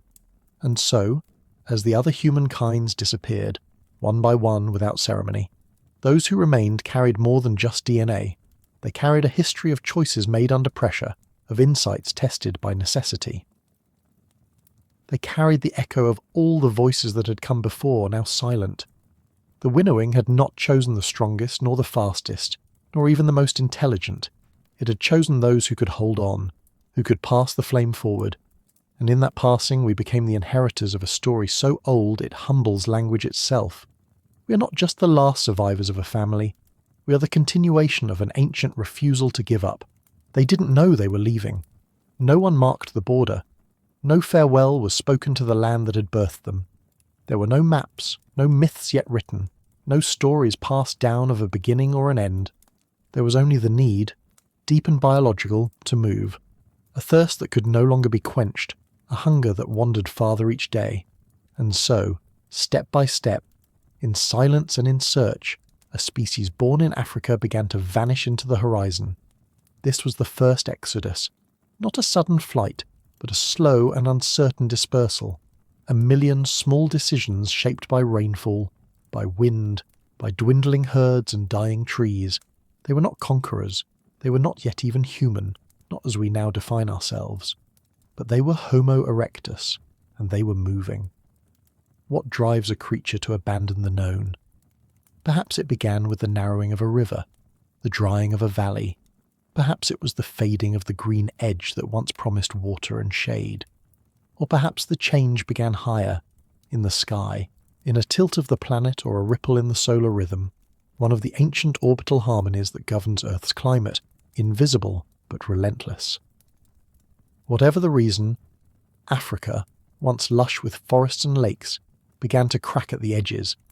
The savannas lengthened, the forests pulled back, and with them, so did certainty. The year was somewhere around 1.8 million years ago. A date impossible to grasp except through fragments, a pelvis found in Georgia, a jawbone in China, a scattering of tools across Java's riverbeds. The evidence is sparse but insistent. Something extraordinary was happening. For the first time in history, a member of the human family had left Africa. They walked. They crossed plains that shimmered with heat, where the bones of elephants baked beneath cloudless skies. They passed through deserts that offered no sign of mercy, where only the stars could guide them. They climbed slopes where thin air stole their breath. Every mile asked a question of their bodies, "Can you endure this?" And every night answered with fire, laughter, silence. But what did it mean to leave? What did it mean to risk exile for possibility? They didn't think of it that way. They followed where the game led. They moved as they always had, toward food, away from danger. And yet, over generations, this movement became something more. It became a drift that carried them across continents, into new climates, new trials, new unknowns, across the Sinai perhaps, or through the Bab el-Mandeb Strait when the sea fell low, into the Levant, where forests still clung to the edges of dry stone, northward into cooler grasses, eastward along river corridors chasing the echo of hoofbeats. And in these footsteps something profound began to stir, not just migration, but transformation. Because to move was to change, and what must it have felt like to look upon a land where no ancestor had ever stood? The horizon stretched on, alien, endless. To the west, behind them, lay the ancestral soil of Africa, cradle of their lineage. To the north and east, the unknown. It is tempting to imagine fear, but perhaps it was something quieter, a deep and wordless awareness that life was changing, that the old rhythms no longer fit the new world. There were no borders in that age, only thresholds, invisible lines where grass gave way to stone, where warmth yielded to chill, where the known dissolved into the possible. The first exodus was not one journey, but 1,000, each small and unrecorded. Generations rose and fell along the trail. Infants were born who never saw the place their parents had left. Death came often, from thirst, from predators, from misstep. Yet still they pressed forward. It was not courage that drove them, but persistence. The same quiet will that had guided Homo erectus through drought and famine now led them across deserts and into valleys no one had ever named. They moved along the arteries of the world, rivers, coastlines, game trails, following the flow of life. The landscape itself seemed to guide them. Some crossed the Red Sea when it was little more than a salt-streaked channel, shallow and narrow. Others took the northern route through what is now the Levant, a corridor of green that pulsed with seasonal rains. From there they spread east into Asia, where the steppes opened like an ocean of grass. Theirs was a migration that spanned millennia, not years. The footprints of a child might be found hundreds of miles from where her parents had been born, and her grandchildren would wander still farther. Slowly, across generations, Homo erectus dispersed into the vastness, reaching the shores of Indonesia, the highlands of China, the plains of Georgia. By 1.6 million years ago, their presence spanned 2 continents. To travel so far was not merely to survive the cold or hunger, it was to learn from the world itself. They met new climates, new beasts, new challenges. The air in Asia was colder, the seasons sharper. Rivers froze. Game herds moved in patterns unfamiliar. Forests grew denser, darker, and yet they adapted. Their tools became more versatile, their shelters more deliberate. They learned to time their movements with the migrations of animals, to predict the coming of rains and the melting of ice. And in this long, slow wandering, the human mind expanded in ways no fossil can show. To move so far, across so many landscapes, was to remember, to anticipate, to plan. Every journey required imagination, the ability to picture what lay beyond the next hill, to carry an image of water, of food, of safety. Migration did not just spread humans across the earth. It trained them to think beyond the horizon, and that, more than the tools they carried or the fires they lit, may have been the true revolution.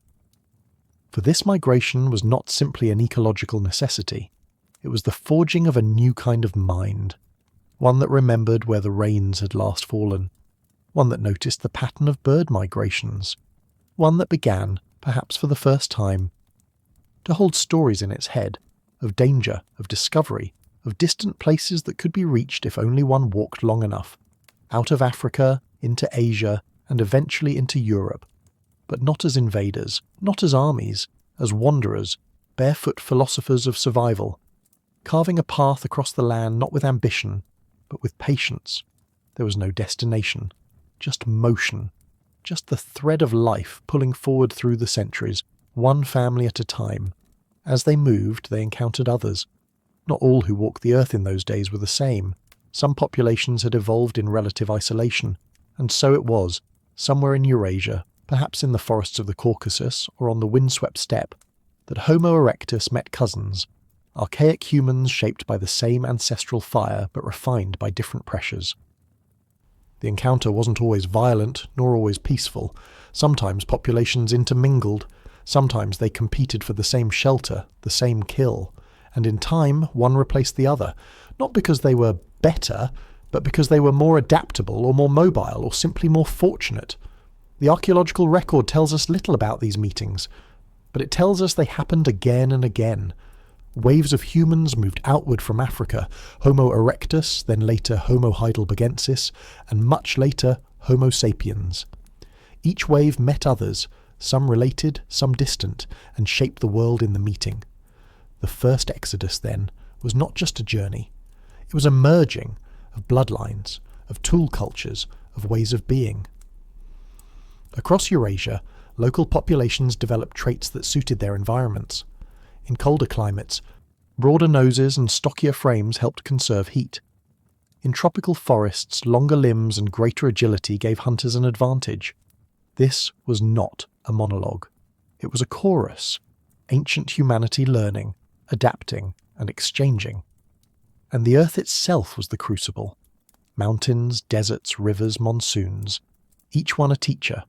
Each one sculpted the body and mind in its image. Still, some were left behind.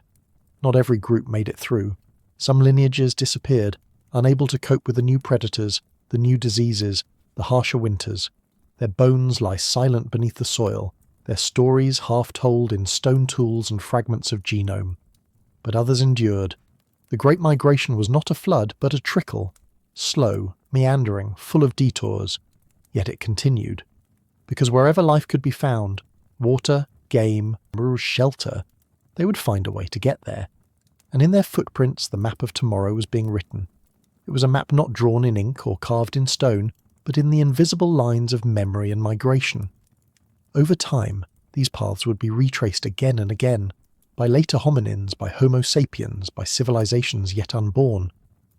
But here, in this first movement out of Africa, the great human journey began, and its signature was adaptability. To cross desert, savanna, and steppe was not merely to walk, it was to translate a way of life into 1,000 dialects of survival. In the arid interior of Central Asia, they learned to preserve water, to follow the rhythm of dry season migration. In the cool forests of Europe's southern edge, they learned to wait out the cold in caves and shelters, to time their hunts with the seasonal return of herd animals. On the wind-swept shores of the Indian Ocean, they gathered shellfish, adapting their diet to what the sea would give. Each new landscape pressed into them its own vocabulary, its own demands, its own slow wisdom. And in this learning, their bodies changed too. The limbs of Homo erectus were built for distance. Long legs, efficient stride, powerful hips. This was a creature born to move. Their skulls housed growing brains, not yet like ours but already ambitious, already solving problems in real time, already anticipating what could not yet be seen. Even their tools evolved with the land. Hand axes shaped with care, symmetrical, deliberate, began appearing in distant regions, suggesting not just survival, but style, aesthetic awareness, the hint of culture. As they moved, they carried knowledge in their hands, a shape passed down, improved, perfected, and with every generation the range expanded. By 1.5 million years ago, Homo erectus could be found across a vast swath of territory, from the grassy plains of East Africa to the humid riverbanks of Southeast Asia. But such expansion came with cost. This was not a stable world. Ice ages ebbed and flowed. Climates swung from wet to dry, warm to freezing, often within a few thousand years. Sea levels rose, then fell, cutting off roots, opening new ones. Forests gave way to deserts, and deserts to floodplains. Whole ecosystems blinked out and returned again. The earth was shifting under their feet. Some groups became stranded, isolated by rising seas or encroaching glaciers. Others vanished entirely. But still, the exodus continued, slowly, methodically, across time that does not feel like time, epochs measured not in lifespans but in sediment and starlight. The world was not being conquered, it was being explored, felt out by foot and firelight, by trial and memory. And even though these first migrants knew nothing of continents or globe or future, they were doing something unprecedented. They were becoming a planetary species, one step at a time. Across distances no creature had ever crossed, in conditions no blueprint prepared them for. They moved not with certainty but with resilience. They did not know they were making history. They did not know history could be made. And yet their movement reshaped the biological geography of the Earth. Wherever they arrived, they altered the balance. They hunted, they gathered, they burned grasslands to flush prey. They were not just passengers in the world's story. They were beginning to shape it. And in the shadows of their journey, other humans faded. We now know that Homo erectus was not the only traveller to attempt the leap beyond Africa, but they were the first to succeed so spectacularly, and for so long. Their tenure across Eurasia lasted over 1 million years, a stretch of time that dwarfs the entire history of Homo sapiens. And yet, alongside their dispersal, other lineages quietly disappeared. Some left bones, others only questions. Why did these other branches vanish while Homo erectus endured? The answer lies not in domination, but in difference. Homo erectus was not stronger or smarter in any modern sense, but they were remarkably generalist. They could eat almost anything. They could adapt their tools, not just use them. They could survive in forest, grassland, highland and coast. They were mobile in body and increasingly mobile in mind. It was that flexibility, not brute strength, that carried them across continents. But even this success had limits. The Ice Age deepened. New challenges would emerge, and for all their endurance, Homo erectus would eventually be joined by new waves of migrants, some of whom would be our direct ancestors. Still, in the footprints they left, in the campsites abandoned by firelight, in the edges of stone tools found thousands of miles from their place of origin, we trace the signature of something eternal, the urge to move, to seek, to continue. This was not conquest, this was continuity. And perhaps the greatest mystery of the first Exodus is not how it happened, but what it revealed, that even in deep time, even before the first word was spoken or story told, there was already a kind of narrative unfolding, a quiet, persistent story of survival through motion, of humans shaped by landscapes and then reshaping them in return. And though millions of years now separate us, the echoes remain, in the call of migration geese overhead, in the narrow paths that still thread between hills, in the restless instinct some still feel when the horizon glows gold in the late light of day. They left Africa not knowing where they were going. But in doing so, they set the course for every journey that would follow, not just of bodies, but of minds. Ice was not still. It surged, it collapsed, it rewrote the world with each breath. And humanity, caught in its grip, began to change. There are battles so slow, so patient, that their weapons are not forged in steel, but in silence and frost. Beginning roughly 800,000 years ago, the Earth entered a cycle of deepening chill, not a single ice age, but a war of cold fought in waves, each one colder and longer than the last. These were the middle Pleistocene glacial cycles, and they would test every living thing not by brute force, but by endurance. The rules were different now. The climate was no longer simply cold or warm, it was volatile. For hundreds of thousands of years the planet would swing between extremes. For tens of thousands of years, glaciers would expand, creeping outward like pale fingers of hunger, grinding down mountains and burying continents under white. And then, suddenly, warmth would return, melting the ice, flooding the valleys, awakening grasslands once frozen into silence. But no return to warmth lasted, not for long. Each interlude became shorter, each freeze more brutal. The tempo of Earth itself was shifting, as if time now moved to a deeper drumbeat, a rhythm dictated not by the sun's constancy, but by Earth's own hidden clock. These cycles, shaped by subtle variations in Earth's orbit, its tilt, its wobble, its path around the sun, grew sharper, more pronounced. What had once been gentle fluctuations were now swinging hammers of ice and fire, and as the glaciers surged, so too did deserts bloom in their shadows. Tropical zones shrank, forests died, and with them, the species that had flourished in warmth began to disappear. Survival was no longer a matter of abundance. It was a negotiation with scarcity. And only those capable of adapting in body and in mind would endure. What kind of creature could survive this rhythm of erasure? It was in Europe, beneath the overhang of wind-scoured cliffs and in the bones buried beneath Lower's plains, that a new form of human began to take shape. Stocky, strong and resilient, these were the Neanderthals. Not the caricatured brutes of outdated stories, but a lineage honed by frost and time. Their bodies were engineered for heat retention, shorter limbs, broader chests, powerful muscles. They were made for the cold not in defiance of it, but in dialogue with it. Their tools were sophisticated, adapted to shape and scrape hides, to butcher large game, to prepare for seasons when nothing grew. They hunted with cooperation, buried their dead, and left behind traces of pigments, ornaments, and fire rings that suggest a mind not just surviving, but beginning to remember. In the east, beyond the vastness of Central Asia, another lineage took root, the Denisovans. Mysterious, elusive, known to us mostly through DNA and a few shattered bones in a Siberian cave. Yet their genetic legacy still lingers in millions of modern humans. What kind of lives did they live beneath those forests of mammoth and snow? What songs were never heard again? The Denisovans left us almost nothing in the way of artifacts, but their absence is not silence. It is a pause filled with the echoes of resilience. From the little that remains, we know they too adapted to the climates of their realm. Inhabiting the vast, forested plateaus of Central and East Asia, they must have developed solutions to the same brutal arithmetic of Ice Age survival. How to stay warm, how to find food when herds scattered, how to pass on knowledge when life itself was uncertain.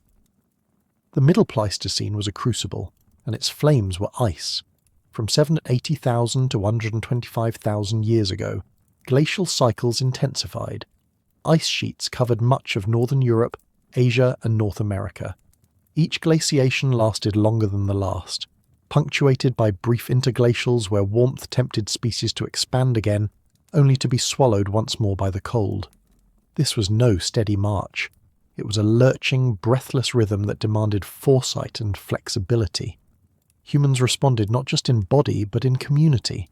It was here, in the harshness of this world, that the architecture of cooperation became more than a convenience. It became a necessity. Shared shelter, shared food, shared fire. These were no longer social choices, but evolutionary imperatives. In a landscape where a single failed hunt could mean the death of a family, it was the group that mattered. And so the group grew more cohesive. Behaviours that favoured empathy, communication and planning were rewarded. The Ice Age was sculpting not just bone, but minds. This selective pressure was relentless.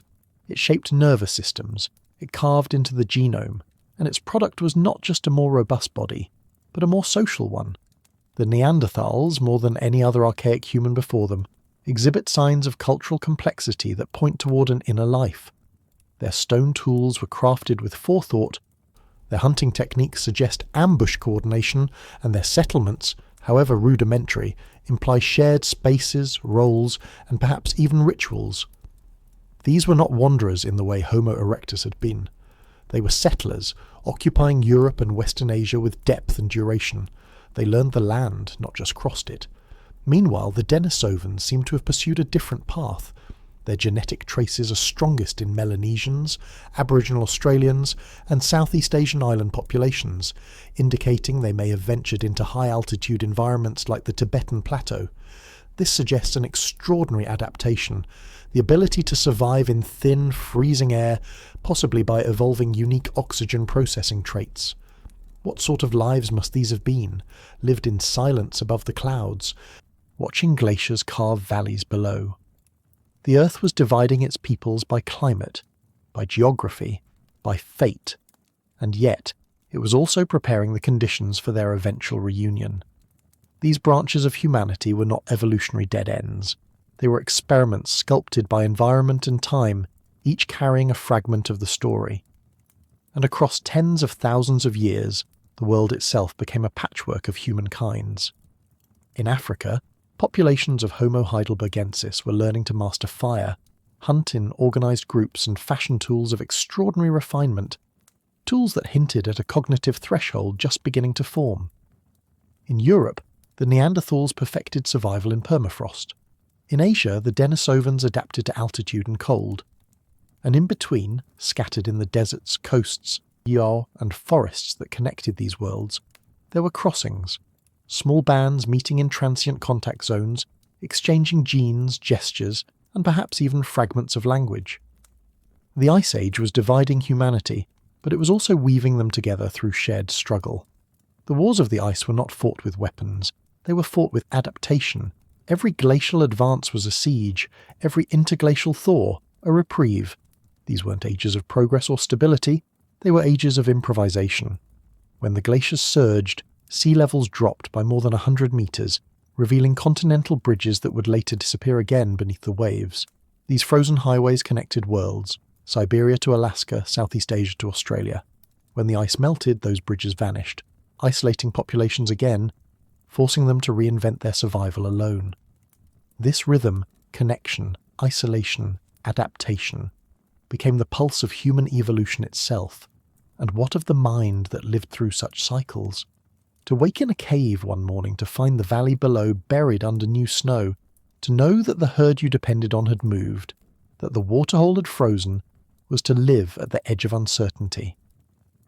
The brain, under such pressure, began to specialise not for comfort but for imagination.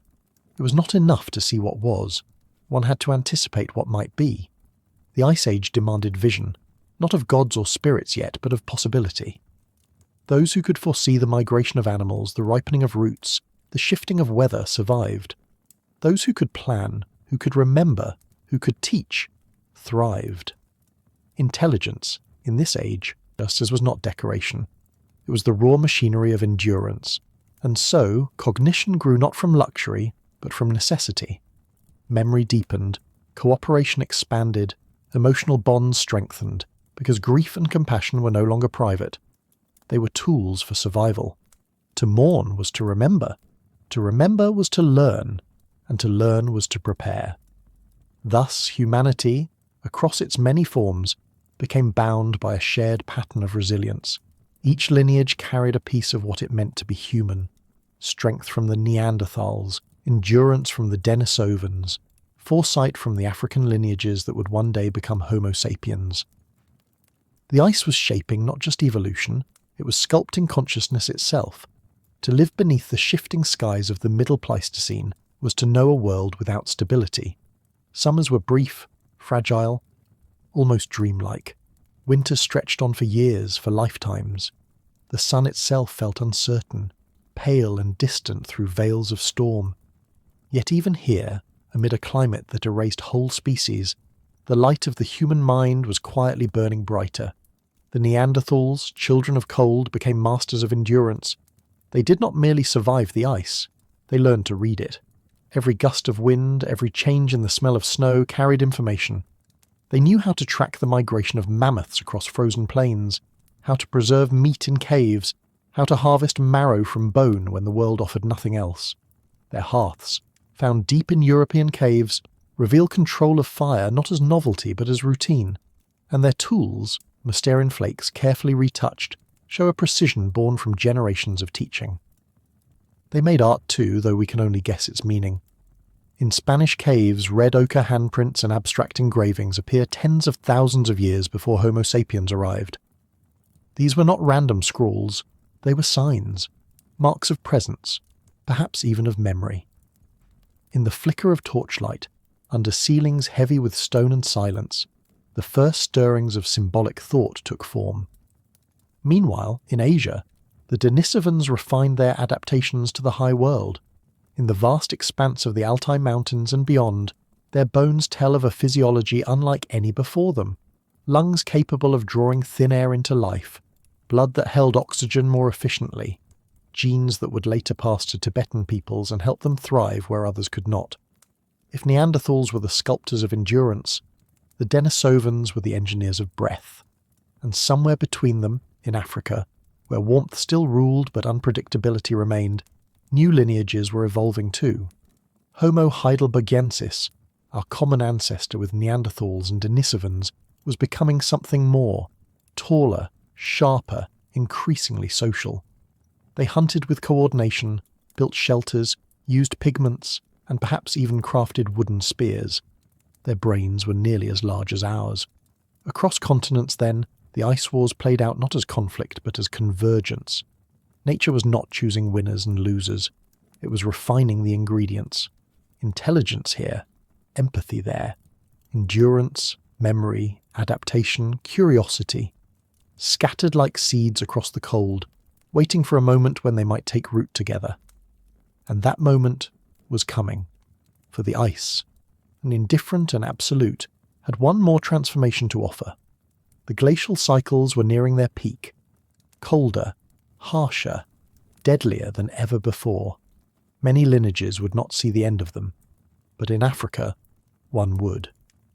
A lineage that carried within it the echoes of all the others, a lineage that would inherit not just the world, but its memory.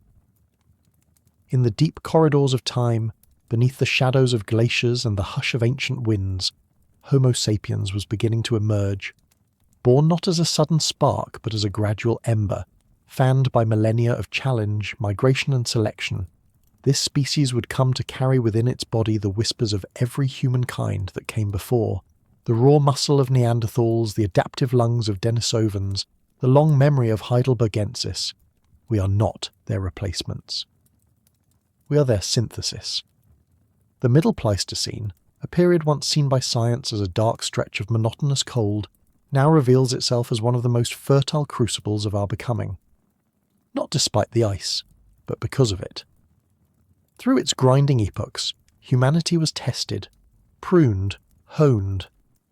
The ice wars, in truth, were not wars between peoples, but between possibility and extinction, and what endured was possibility. As the last major glaciations of the Middle Pleistocene approached, climate swings became sharper still. Glaciers crept once more across vast territories, animals shifted ranges or died. The land transformed again and again and again. The survivors were not the strongest nor the fastest, but those most capable of learning, and with learning came something deeper, awareness. To survive, humans began to look not just outward, but inward. The social structures that had once been functional, for food sharing, for safety, began to take on symbolic meaning. Burial practices, decorative markings, perhaps even early mythologies, all appear, faintly, at the edges of this time. A growing capacity not just for memory, but for meaning. The Neanderthals, shaped by 100,000 winters, watched the stars return each season, each time slightly different. Did they wonder? Did they tell stories of the beasts who once walked beside them, of ancestors whose bones rested beneath their feet?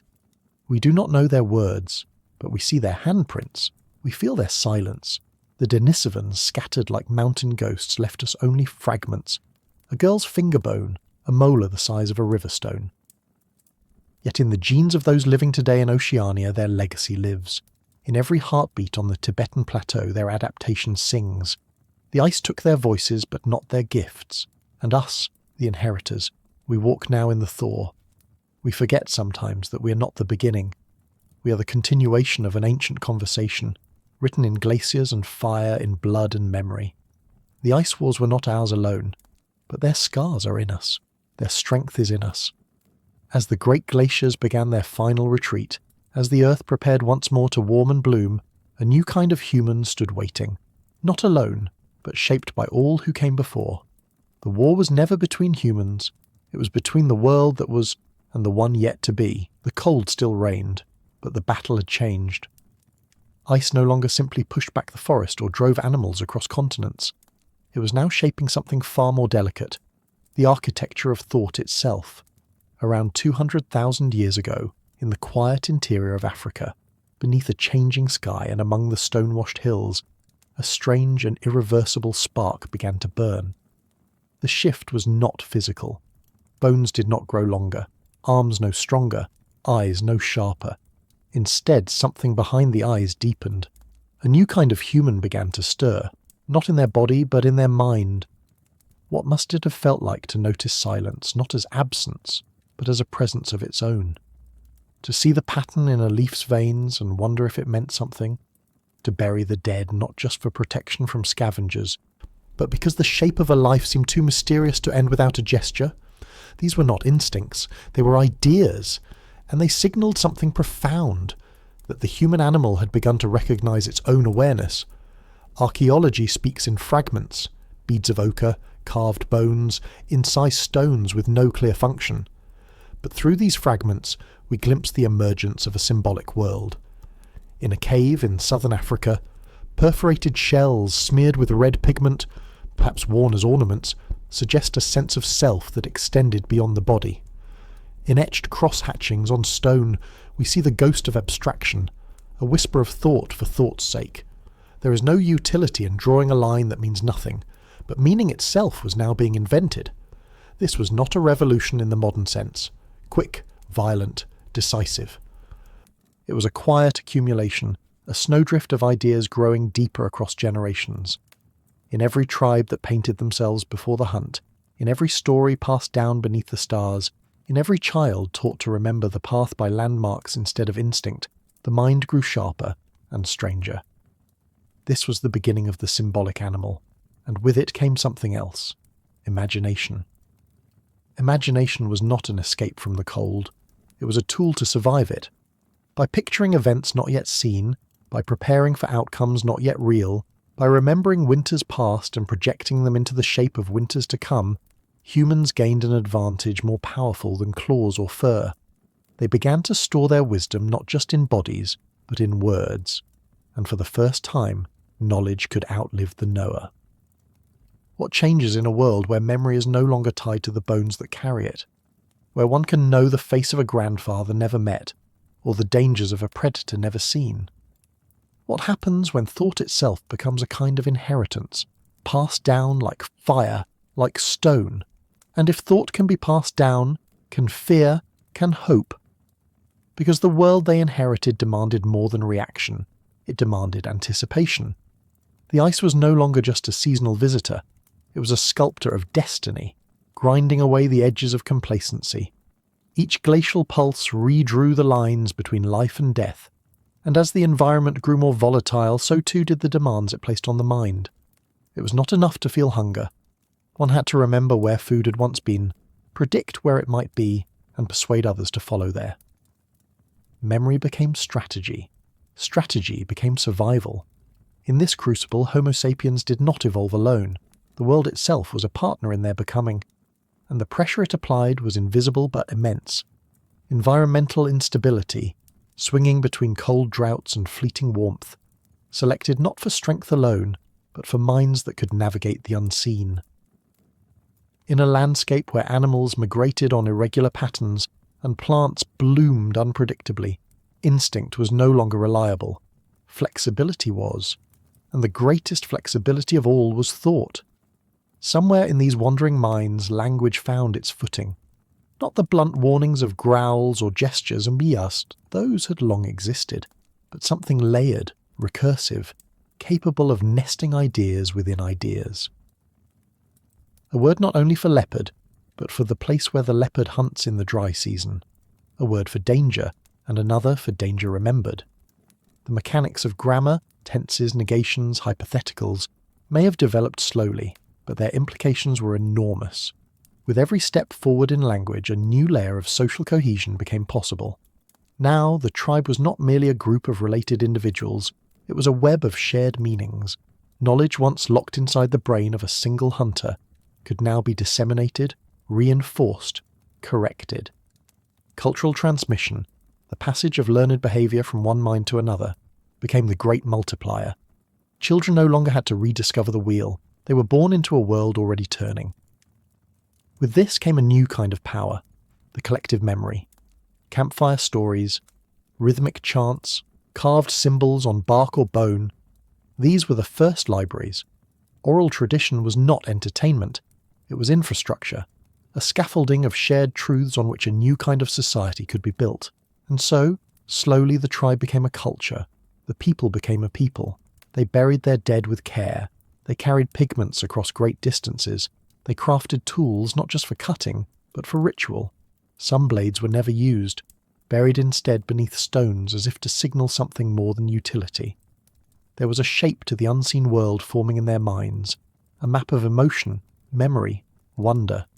They did not just endure the cold, they spoke of it, passed it on, perhaps even found meaning within it. This was the edge, not just of the Ice Age, but of the world as it had always been. What waited on the other side was not colder, it was deeper. Because once the world becomes symbolic, it never returns to silence. Every stone might be a message, every death might hold meaning. And every child might carry not only the body of their ancestors, but their dreams. Around this time, the archaeological record becomes haunted by things we do not fully understand. Ochre-stained burials, ritual deposits, geometric etchings on bone and shell, fragments of language carved in gesture and shape. These are not the marks of survival alone. These are the birthmarks of culture. From Blombos Cave in South Africa comes one of the oldest known examples, a piece of ochre etched with cross-hatched lines nearly 75,000 years old. What it meant, we do not know, but it meant. Someone took the time to make marks that spoke beyond the immediate, not for the hunt, not for defence, but for the soul. This was not a random act. It was the echo of an idea. It was continuity. In other places, shell beads emerge, worn as ornaments, not for warmth or protection, but for identity. And identity, once invented, brings with it an entirely new tension. The tension between self and other, between my group and yours, my story and yours. With symbolic thinking came not only empathy, but exclusion. And both were powerful. As humans began to rely more on culture than on instinct, the tribe became a vessel for more than shared labour. It became the cradle of belonging. You could now be born into a world of meaning, taught the stories of your people, sing the chants your mother sang, and carve your father's symbols into the bark. Cultural inheritance became as crucial as genetics, and with it came a strange kind of immortality, ideas that could outlive the flesh. Environmental pressure, still ever present, ensured that this new symbolic mind did not drift aimlessly into abstraction. It was sharpened by necessity. In the face of famine or drought, new strategies could be imagined. Hunting techniques revised, new food sources tested. Cooperation deepened, because without it, all other tools failed. The complexity of alliances, kinship structures, shared rituals, these became tools of their own. And at the centre of them all, the mind learned to reflect not only on the world, but on itself. To reflect, this is a dangerous ability. It allows for doubt, for shame, for wonder, for longing. A human who reflects is a human who can regret, who can hope, who can dream of places never seen. The world became not only what was around them, but what might be beyond. Across the ridge, beyond the ice, after the storm. It is here, in this moment, that humanity becomes more than a creature shaped by ice. It becomes a creature that shapes its own becoming. And this, too, had consequences, because once a story begins, it must be told. And stories once born do more than explain the world. They shape how the world is seen. In the deep twilight of the Pleistocene, long before script, long before cities, long before gods had names, humans began to pass down not just knowledge but meaning. Meaning, after all, is what binds survival to memory, and memory to identity. It's not enough to know where the river is. You must know the river's song, its moods, its warnings, its stories, and so the human mind became a chorus of voices, past and present braided together through language, gesture, and symbol. This cognitive web allowed knowledge to travel not just across space, from one individual to another, but across time. A grandfather's caution could become a grandson's instinct. A mother's map could become a daughter's compass. The birth of symbolic thought was also the birth of continuity. But this world on the edge was not only cognitive, it was still very much physical. The environment remained harsh, unpredictable. Entire herds could vanish in a single season. Rivers turned to dust. Glaciers surged, then melted back, then surged again. The cold was not a distant backdrop. It was an actor, always in motion, and through it all humans had to adapt, not only by invention but by cooperation. It is here we begin to see the true depth of social complexity. Small bands of families, once loosely tied, began to organize into larger, more cohesive groups. Division of labor emerged. Some hunted, others gathered, still others remembered. Elders were not simply old. They were libraries. Children were not merely mouths to feed, but futures to preserve. And with this complexity came rituals, patterns of behavior that seemed to serve no immediate need, yet bound people together in ways that nothing else could. Ritual is the memory of the body, in repetitive motion, in song, in firelight circling the dark. Rituals anchored meaning in action. They allowed people to rehearse unity, to express grief, to hold the unbearable with grace. Burial rites, though primitive by modern eyes, were not primitive in spirit. They whispered of something else, something more than survival, perhaps a question that had no answer, but could still be asked: what happens when we are gone? And so Homo sapiens, still just one of many human species, became the storytellers, the keepers of fire not only in the hand but in the mind. And in the wind-swept shelters of early humanity, something extraordinary was happening. Minds began to echo with more than instinct. They echoed with memory, with imagination, with vision. The cold still clawed at the edges of life. Predators still lurked. Hunger still followed the wind. But something had changed, not outside, but within. A mind that can tell stories can also rewrite them. This was the quiet revolution, not one of tools or weapons, but of interpretation. With symbolic thought came a profound shift. Humans were no longer merely reacting to the world, they were interpreting it, reframing it, imagining alternatives to it. They were not just shaped by the Ice Age, they were beginning in the subtlest ways to shape their own age in return. In this twilight of the Middle Pleistocene, we see the roots of everything to come. Around 200,000 years ago, anatomically modern Homo sapiens emerged in Africa, carrying within them the inheritance of countless lost lineages. Their skulls held not only larger brains, but different brains, more densely wired for associative thought, abstraction, and emotional nuance. These were not just smarter primates, these were dreamers. They painted with ochre, carved bone into tools and talismans, shaped stone not only for cutting, but for beauty. Some of their markings were geometric, others organic. We don't know what they meant, but we know they meant. The line between utility and expression was beginning to blur, and with it, another boundary faded, that between the living and the imagined. For a people surrounded by hardship, droughts, predators, illness, glacial siege, symbolic thought was a lifeline, not in the practical sense, but in the spiritual. It allowed them to make sense of senseless loss, to give meaning to the cold, to speak to the dead, to whisper to unborn generations, and perhaps most importantly, it allowed them to believe in the future, a thing no animal had done before. Cultural transmission flourished. Innovations no longer died with their inventors, they spread, were improved upon, and became tradition. Clothing, shelter, fire-making, even the arrangement of sleeping spaces reflected not just need, but custom. Shared memory had become architecture, and with it, social bonds deepened. Trust grew thicker than blood. Kinship could now be chosen, not just inherited. This mattered, especially in a world where other humans still walked. Neanderthals in the north, Denisovans in the east, archaic Homo species in pockets of Africa and Asia. Some of these cousins would interbreed with Homo sapiens, others would vanish without a trace. But in this age, this particular sliver of deep time, the world was not yet a human world. It was a shared stage, and the performance was just beginning. What set Homo sapiens apart was not strength, not size, not even fire. It was imagination, that fragile, flickering thing that could turn sound into language, injury into ritual, memory into myth. The cold still pressed in, the ice still whispered its warnings. But now the human mind could answer back, not with silence, but with story. And so, this chapter ends not with certainty, but with breath, with a child carving lines into a shell, with a handprint on a cave wall, with a campfire tale about something that was, or maybe wasn't, seen in the snow.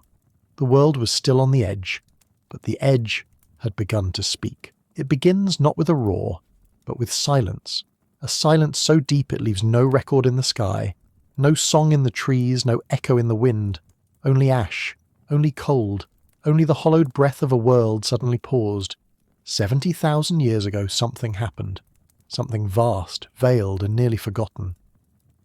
The earth exhaled a plume of fire that reached the edge of the stratosphere, and in that moment, the future of humanity teetered on a knife's edge. The eruption of Mount Toba, a supervolcano buried deep beneath the crust of what is now Sumatra, was not an explosion in the ordinary sense. It was a rupture in the Earth's skin, a wound nearly 100 times greater than anything in recorded history.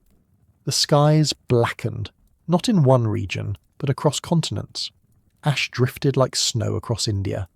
Sulfur aerosols climbed the atmosphere, reflecting sunlight back into space, and for years, perhaps decades, the sun dimmed. But what does dimming mean to a world already cold? It means crops that never sprout. It means rains that never fall. It means forests that die standing, and animals that vanish without tracks. It means hunger. It means thirst. It means silence. Because when the light fades, so does the rhythm of the living, and we, small bands of Homo sapiens scattered across the grasslands and forests of Africa, were caught in the storm, not by fire but by shadow. The volcanic winter that followed the Toba eruption may have lowered global temperatures by several degrees. In a delicate system, even a single degree is a scream. Several is a death sentence. Ecosystems collapse not with drama, but with absence. Whole regions became unlivable, and we, a young and fragile species, with fragile networks and shallow roots, began to disappear. What happens when a species stands on the edge of annihilation? Do the stars seem colder? Does the wind carry different questions? Does time itself become thinner? Genetic evidence, strands of ancient code echoing through the bones of our children, tells a haunting story, a bottleneck, a thinning. Once, perhaps, there were tens of thousands of us, perhaps more, scattered in tribes and bloodlines across the old lands, and then suddenly there were only a few thousand, maybe less. Like a candle carried through a storm flickering against the wind. It's called the bottleneck effect, and it leaves fingerprints not in stone, but in the helix of life itself. Reduced diversity, shared ancestry, genetic echoes that say something passed through a gate of fire and ice, and nearly didn't make it through. Why did some survive while others vanished? Was it luck, geography, ingenuity? Were there highlands untouched by the ash, rivers that still ran clear? Or was it something quieter, a story passed between generations, a fire kept burning through long nights, a cooperation forged not by strength, but by need? What does survival truly demand, and who, in the end, gets to endure? In the shadow of Toba, the earth did not simply grow cold, it grew unpredictable. The climate became a pendulum swinging wildly between extremes. Rainforests retreated, savannas turned to dust, ocean currents faltered, and for humans, fragile, barefoot, dependent on the fragile patterns of seasons and prey, the world became a labyrinth of scarcity. We were no longer travellers within the ecosystem, we were its last experiment. To imagine that time is to see a planet shrouded in pale light, its skies veiled by volcanic haze, the days would have been dim, grey even at noon, the nights longer, colder, sharper. Winds carried the taste of sulphur. Crops withered before sprouting. Herds dwindled. Water froze where it had never frozen before. The forests fell silent, save for the crack of branches breaking under frost. It was not the apocalypse of flame or flood. It was the apocalypse of hunger. And hunger is the most honest sculptor of evolution. In the struggle that followed, human survival became less about dominance and more about creativity. The tribes that endured were those that could adapt their strategies to change, to find new foods, new shelters, new alliances. The bottleneck forced invention. It also forced empathy. Because in times of plenty, cooperation is an option, but in times of collapse it becomes oxygen. The evidence left in our genes suggests that all modern humans, every one of us alive today, descend from a small population, perhaps fewer than 10,000 reproductive adults. Some estimates go as low as 1,000. A single valley's worth of people, an entire species reduced to a whisper. Imagine that. A world emptied of sound. Only a few small groups huddled around fires, their breath turning to mist beneath a dim sun, each one carrying stories, songs, skills, and each one unaware that they are the entire future of their kind. And yet, somehow, they survived. Somewhere, perhaps in East Africa, where volcanic ash fell less heavily, or along the coasts, where fish and shellfish still thrived. Small enclaves persisted. They built shelters against the cold, refined their tools, and learned new ways to exploit what little remained. Some may have moved along rivers, their paths hidden in the erosion of time. Others may have dug into the earth itself, caves, stone hollows, refuges from wind and freezing rain. In this great winnowing, every death, every adaptation, every fire mattered. And perhaps it was here, in this abyss of numbers, that humanity found its defining quality. Not the instinct to dominate, but the capacity to imagine a tomorrow, even when tomorrow seemed impossible. For when only a few thousand hearts are left beating, the only true weapon is belief. Belief that the storm will end, belief that the light will return, belief that life, somehow, still wants to live. And so it did. In the stillness after the storm, the earth slowly began to breathe again. The skies cleared inch by inch, and the sun returned. Not all at once, but in increments, like a memory being restored. And with it came the cautious stirrings of life, green pushing through ash, herds tentatively migrating once more, rivers flowing with renewed purpose. The silence had not won. For the small bands of Homo sapiens who survived, this return was not a restoration of the world they had known. It was a new one, harsher, leaner, but also ripe with opportunity. They emerged from the volcanic winter not just intact, but transformed. What they had endured had left marks not just in their bodies, but in their minds, in their culture, in the way they related to each other and the land. This was a crucible. One where nature didn't ask for strength, it asked for imagination. Innovation surged in the wake of survival. Those who had learned to find food in tidal pools and river estuaries retained that knowledge.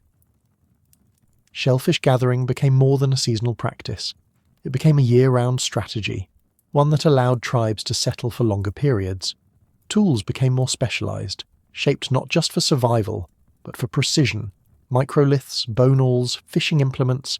Even fire itself was refined, controlled more efficiently, preserved more carefully, carried from camp to camp like an heirloom. And with the pressure of isolation came a blossoming of symbolic thought. It is during this time, post-Toba, in the genetic and archaeological record, that we see a proliferation of symbolic artifacts, beads made of shell and bone, ochre-stained tools, engraved stones. These weren't merely functional objects. They were expressions of self, of group, of belonging. They were declarations that humanity was more than a species. It was a story. Catastrophe did not erase us. It forced us to remember. It is tempting to think of the survivors as lucky, but luck is not a strategy. These were people who observed the sky and the land with exquisite sensitivity, who passed knowledge from mouth to mouth like flame from stick to stick, who lived in tighter circles, watched over each other's children, and sang stories that might once have belonged to the dead. Their survival was not accidental, it was cultural. It was communal. Even language itself may have deepened during this time, no longer just a means of coordination, but a vessel of memory, a way to compress entire worlds into syllables, a tool for carrying the past through the sieve of trauma so it would not be forgotten. And still, the numbers were few. At no point since has our genetic lineage been narrower. The tree of humanity, once sprawling with branches, Homo habilis, Homo naledi, Homo floresiensis and more, was now a slender reed, a stem barely held above the tide. We were the last leaf, fluttering in the wind. And yet, from that fragile stalk, an entire forest would one day grow. The lessons learned in those years of narrowing did not vanish with the lifting of the volcanic haze. They became embedded in the behaviour, the culture, the very physiology of the survivors. Scarcity taught foresight, cold taught preparation, isolation taught cooperation, and extinction, the quiet departure of those who didn't make it, taught that every decision mattered. When we look at the world today, its billions of people, its thousands of languages, its countless technologies, we are looking at an echo of those few thousand who lived through the abyss. Every gene we carry is a whisper from them. Every song, every fire, every village built, all stem from the intelligence that sharpened in the dark. It was during this time that human beings began to shift from reactive to proactive. We no longer simply responded to our environment. We anticipated it, planned around it, altered it. If a migration route dried up, we found another. If a resource dwindled, we devised new methods to stretch it. These were not just the signs of survival. They were the seeds of civilization. The bottleneck, brutal though it was, refined the species. Some evolutionary biologists have argued that this event, the near erasure of our kind, accelerated the spread of advantageous traits. With such a reduced population, innovations spread quickly. Mutations that offered even the smallest advantage had a better chance of taking root and shaping the next generation. This wasn't just about biology, though. It was about ideas. Ideas became the most important inheritance, passed not through DNA, but through storytelling, through repetition, through ritual. Fire was no longer just fire. It was a shared centre, a place to teach, to warn, to remember. Every blaze was a gathering of memory. This was the moment, not marked by any single tool or artifact, when culture began to outweigh instinct, when the intangible became more important than the immediate, when humans began to think not just about surviving the next day, but the next season, the next life, the next story. And all of this from a people whose footprints would barely mark the ground, whose dwellings would leave no ruins, whose bones would vanish in the soil, who did not build monuments or leave behind epic texts, but who carried silently and stubbornly the entire future of our species. In a world emptied by ash, innovation became necessity, flexibility became law, and hope, not the naive kind, but the hardened, frostbitten kind, became the difference between fading and flowering. Because in every small group that survived, there was someone who remembered a place where water still flowed, someone who knew how to spark flame from stone, someone who noticed the birds migrating earlier than before, someone who refused to let the story end. That was enough, just enough to carry us forward, and forward we went, quietly, steadily, step by step into the thawing light of a world remade, the Toba catastrophe. While catastrophic did not extinguish us, it reduced us. It reworked the blueprint of what it meant to be human, not just physically, but spiritually. In its wake, humanity emerged not larger, not stronger, but more aware, more tightly bound to one another, more deeply attuned to change. The volcanic winter had lasted perhaps a decade, but its echoes lingered for generations. It left scars in the earth, but also in memory, encoded not just in genes, but in behaviours, in instincts, in dreams. These were the ancestors who would go on to carry fire across continents, to paint animals on cave walls, to navigate by stars they did not yet name. These were the ones who turned loss into story, and what a story it was becoming. The bottleneck event was not the end of human diversity. It was its crucible. In the aftermath, isolated groups that survived began to drift again. Their paths took them to far corners of Africa, into the Middle East, and beyond. With time, genetic variants would return, shaped by new environments, new challenges, new ideas. But it would all stem from this slender core, a unity beneath all our differences, a shared origin forged in ash and hunger. We walk today in the footprints of those who survived. We carry their resilience, yes, but also their imagination. Because it wasn't brute strength that brought us through the abyss. It was pattern recognition, communication, empathy, the subtle, quiet skills that cannot be seen in fossils, but that shape every civilization. And perhaps, above all, it was memory. The volcanic winter may have erased many things, but it did not erase the human need to remember. Some scholars suggest that the trauma of such near extinction could have seeded myth, that the first great stories were born from the echo of that darkness. Flood myths, skyfire, gods of hunger and ice. In every tradition that speaks of a great ending and a miraculous beginning, we may hear a faint reflection of Toba.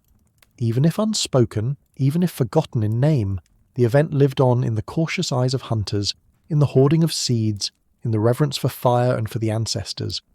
Survival was never just a matter of staying alive.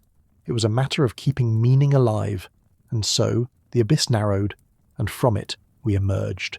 Not unchanged, not unscarred, but sharpened, softened, expanded. We had lost nearly everything, and in doing so gained something new, a sense that we were part of a longer story. A fragile thread in the tapestry of time. No longer just another animal on the savannah, we became something else. A witness, a rememberer, a maker of futures. The cold would return, the ice would advance again, but this time humanity would be ready. The world had been broken before, but never like this. The cold returned not as a single winter, nor a season, nor even a generation of hardship. It came as a sovereign presence, patient, enormous, absolute, burying continents beneath miles of glacial silence. Around 20,000 years ago, the planet reached its final crescendo of frozen domination, the last glacial maximum. And it was not merely a temperature dip or a harsh climate. It was the grinding edge of Earth's memory, sculpting mountains, draining oceans, rewriting the fates of all who lived upon its trembling skin. Humanity had already survived countless trials by this point, had already endured volcanic winters, starvation bottlenecks, and long migrations across unknown lands. But this was different. This was the world on its most unforgiving setting, the Earth drawn tight in the grip of its own celestial rhythms.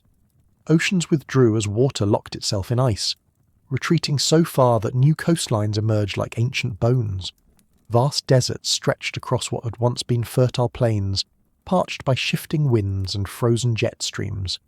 Ice sheets expanded across North America, Siberia, Northern Europe, walls of frozen time that clawed their way southward, kilometre upon kilometre, relentless. These glaciers did not simply sit, they moved, they groaned, they consumed. Beneath them, the land warped and buckled under pressure so immense it carved new rivers and valleys, pressed mountains into new forms. Above them, wind scoured the tundra with an abrasive fury, shaping everything it touched into some brutal expression of survival. What must it have been like to awaken in a world where the sun rises but offers no warmth, where the forests have vanished beneath permafrost and the very horizon seems smothered beneath a white that never melts? For Homo sapiens, as well as the remaining Neanderthals and Denisovans, the last glacial maximum was not an event. It was the entire backdrop of life. They did not survive winter. They lived inside it, were shaped by it, learned to read it like a second language. Across Eurasia, small bands of humans huddled in caves and huts, seeking what shelter they could build from the bones of great beasts and the hides of those who still roamed. The Mammoth Steppe, a vast cold grassland stretching from France to Korea, became the stage for this frozen drama. It was not entirely barren, not a wasteland. Life endured here in forms that today seem mythic. Woolly mammoths, giant deer, rhinoceroses covered in hair, predators with sabred jaws and minds attuned to the long game of hunger. These were not lush lands, but they were rich in a strange, dry kind of abundance. A cold ecosystem built on resilience, not bounty. Humans became specialists in this world, wielding tools of bone and flint, using fire not just for warmth but for ceremony, for memory, for continuity. And beneath their survival was something even deeper, a story passed from fire to fire, across windswept steppes and frozen marshes. What happens when a species survives not just despite the cold, but because of it? Because by the time of the last glacial maximum, humans were no longer merely reacting to the world around them. They were shaping their responses into something remarkably adaptive, even beautiful. From the Iberian Peninsula to the high plains of Central Asia, Homo sapiens were becoming masters of nuance, toolmakers, artists, community builders. These were not the humans of desperate struggle, grunting through misery. These were people who looked upon the frozen world and, with chipped flint and memory, carved meaning into it. Their tools tell the story best. During this period, often associated with the Upper Paleolithic, the sophistication of human technology advanced dramatically. Blades became thinner, sharper, more varied in use. Needles carved from bone-pierced furs with precision, allowing for tightly woven clothing suited for bitter cold. Harpoons, spear throwers, and early bows emerged, not just instruments of survival, but of strategy. These innovations weren't just clever, they were necessary. Game was scarce and calories hard won. A failed hunt could mean the end of a lineage. There was no room for waste. Everything mattered. Every cut of hide, every ember preserved overnight, every shared mouthful of meat, all part of a long calculation etched across the generations. But perhaps the most telling artifact of all was not a weapon or a shelter, but a drawing. Across the caves of Lascaux, Chauvet, and Altamira, paintings from this epoch whisper across the millennia. Bison mid-stride, reindeer in motion, lions watching from the shadows. These images are not crude or merely decorative. They are alive with intention. Their lines suggest memory, yes, but also reverence. There is rhythm in the brushwork, breath in the curves. Some scholars argue these were religious sites. Others say they were hunting maps, spirit rituals, educational records. But all agree they meant something. They were not made in haste. And that is what separates the humans of the Upper Paleolithic from what came before. Not just survival, but interpretation. The ability to look at a world of snow and ice and danger, and still find meaning, still find beauty, still believe that there was something to pass on. Cultures began to thicken, traditions emerged, burial practices became more elaborate, sometimes with red ochre, beads, antler tools laid beside the dead. This was not just practicality, it was symbol, a sense that life meant something beyond breath, that even in the age of ice the human spirit had warmed itself around the idea of legacy. In this cold, knowledge became a currency, not stored in books or stone tablets, but in grandmothers' songs, hunters' stories, the practiced angle of a blade. This oral lineage, this spoken fire, allowed communities to thrive despite distances, despite losses, despite the great uncertainty of seasons. When the glaciers surged, they moved. When the herds shifted, they followed. Not chaotically, but deliberately. They adapted again and again, forging culture as a form of climate resistance. Because in the absence of certainty, it was culture, not tools alone, not even fire, that bound the scattered tribes of humanity into resilient clusters of innovation. It is here, in the long twilight of the Ice Age, that we begin to see survival strategies diverge across continents, shaped by radically different geographies, fauna, and cycles of famine and plenty. There was no single human experience during the last glacial maximum, only echoes of common struggle refracted through the lens of place. In Europe, the mammoth steppe offered a cold, dry abundance. With fewer trees and a near-permanent chill, visibility stretched for miles, allowing hunters to scan the horizon for the slow, thundering march of elephantine prey. In this ecosystem, cooperation was paramount. Tracking mammoth herds across vast distances required coordination, patience, and planning that could span weeks. Spears were engineered for penetration through dense hide. Traps were dug. Movements were timed with ritual precision. And when the beast fell, every part of it was used, from tusks shaped into dwellings to tendons turned into cordage. Farther south, across the Middle East and North Africa, the landscape was starkly different. As the ice sheets drew water into frozen cathedrals in the north, deserts expanded in the south. The Sahara, once a land of grass and lakes, transformed into a sprawling sea of dust. Rivers vanished, lakes evaporated. In this desolation, mobility was everything. Here, survival favoured those who could read a shifting dune like a map, who knew when to leave, where to dig, how to extract water from the roots of stubborn plants. These were not the great mammoth hunters of the north, but nimble foragers, brilliant navigators of scarcity. Across Asia, yet another human narrative unfolded. In Siberia and Central Asia, humans lived near the edge of what was possible. Navigating frigid plains that would kill the unprepared in minutes, shelter became an art. Animal hides were sewn with expert care. Hearths were engineered to retain heat. In some regions, even underground dwellings were constructed, dug into permafrost and lined with mammoth bones and furs to preserve warmth. These were not haphazard acts of desperation, but systematic adaptations honed over lifetimes. And across the Beringian land bridge, exposed during this time by the ocean's retreat, a quiet procession of humans may have begun to enter the Americas, following game through a corridor of ice-free land. This would become one of humanity's most extraordinary journeys, though it would take millennia before the full extent of that migration would be understood.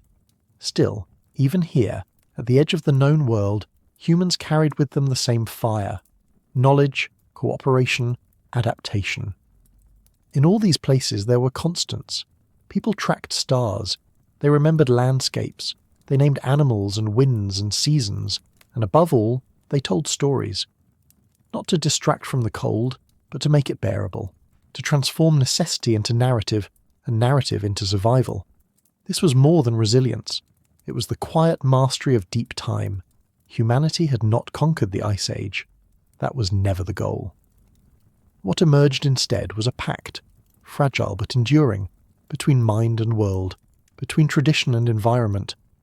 As glaciers carved mountains into valleys and oceans shrank into memory, Homo sapiens expanded not through force, but through flexibility.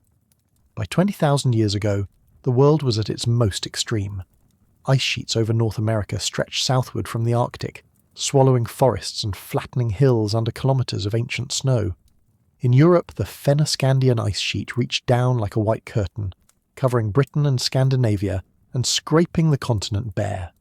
Temperatures plunged, wind scoured the open plains, and still, humans endured.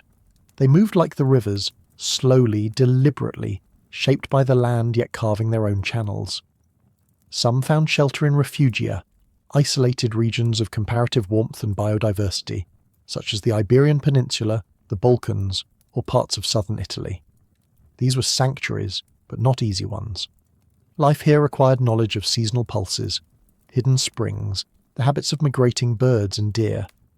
Others stayed mobile, chasing the great tundra herds across the steppes, their homes packed into memory and sinew. Across the Levant and beyond, some groups began to shift in ways that would quietly foreshadow the next revolution in human history. Near the Nile, the Jordan, the Tigris and Euphrates, communities started to spend longer stretches in single locations. Here, in the cracks between ice and fire, humans began to tinker with permanence. They gathered wild grains, they shaped microlithic tools, they noticed the cycles, not just of animals, but of plants. And in the far south, in regions untouched by ice but still shaped by its global consequences, humans were writing entirely different stories of survival. In Saharan Africa, now arid, humans lived around what lakes remained, creating stone tools and engravings on canyon walls. In Australia, indigenous populations, descended from some of the earliest migrations out of Africa, adapted to landscapes shaped by fire rather than frost, practicing cultural fire regimes to manage resources in the face of shifting ecosystems. Each of these responses, from mammoth hunting to desert foraging, cave painting to semi-permanent settlements, reveals not a single heroic arc but a constellation of adaptations. This is how humanity endured the masterpiece of desolation, not with dominance but with attention, not with control but with care. And in the process, something astonishing happened. Humans began not only to survive the extremes of the Ice Age, but to anticipate them. Generations began to think in timescales greater than the self. A sudden cold snap wasn't just a storm, It was the first sign of a new cycle. The position of the moon, the quality of migrating birds' feathers, the sounds of cracking lake ice, all became part of an expanding vocabulary of signs, clues, and patterns. This was the birth of human forecasting, not meteorological but mythological, a deeply intuitive science encoded in story, song, and ritual. Around communal fires, elders spoke of winters with teeth, of stars that heralded hunger, of animals that vanished and returned like ghosts. These weren't merely tales, they were memory scaffolds, repositories of environmental intelligence passed down through generations. When to move, what to gather, who to trust. It was all there, wrapped in metaphor and rhythm. We see these echoes in the cave walls of Lascaux and Chauvet, where stags, bulls, and rhinos are rendered in ochre and charcoal with anatomical precision. These weren't idle decorations. They were acts of witnessing, of reverence, of mapping the ecological psyche of the time. The Upper Paleolithic world was dense with meaning, with marks left by human hands that suggest not only survival, but intention, the will to make sense of a world that could kill you with silence. Even the tools of this era reflect a shift in thinking. Spear throwers, harpoons, awls, and bone needles, each an extension of memory and design. Burials with grave goods tell us something new had emerged, an afterlife, or at least the possibility of one. People were not only enduring nature's wrath, they were learning to situate themselves within it, cosmically, spiritually, socially. But the last glacial maximum was not static. Even as the ice sheets reached their peak, the seeds of retreat had already been sown. Earth's orbit, ever shifting under the quiet logic of Milankovitch cycles, began to favour warmth again. Slowly, glacial walls began to melt. Lakes reappeared where only ice had been. Forests crept northward. But this was no instantaneous thaw. It was a slow and dangerous transition, a time of floods, of shifting coastlines, of ecosystems in revolt. And once again, humans adapted. As waters rose, they invented boats. As animals moved, they followed with new tactics. As the earth reshaped itself, humans reshaped their societies. The great exodus into the Americas, once only a trickle, accelerated. In Europe, reindeer hunters would become reindeer herders. Along Asian river valleys, the first experiments with domestication would soon begin. And in what is now the Fertile Crescent, the first seeds of agriculture stirred beneath warming soil. But all of that was still to come. For now, humanity stood at the edge of a precipice, not of extinction, but of transformation. They had faced the worst the Ice Age could conjure and lived. Scarred, diminished, wiser, fewer in number, but deeper in mind. And so, as the glaciers began their slow retreat, they left behind more than valleys and rivers.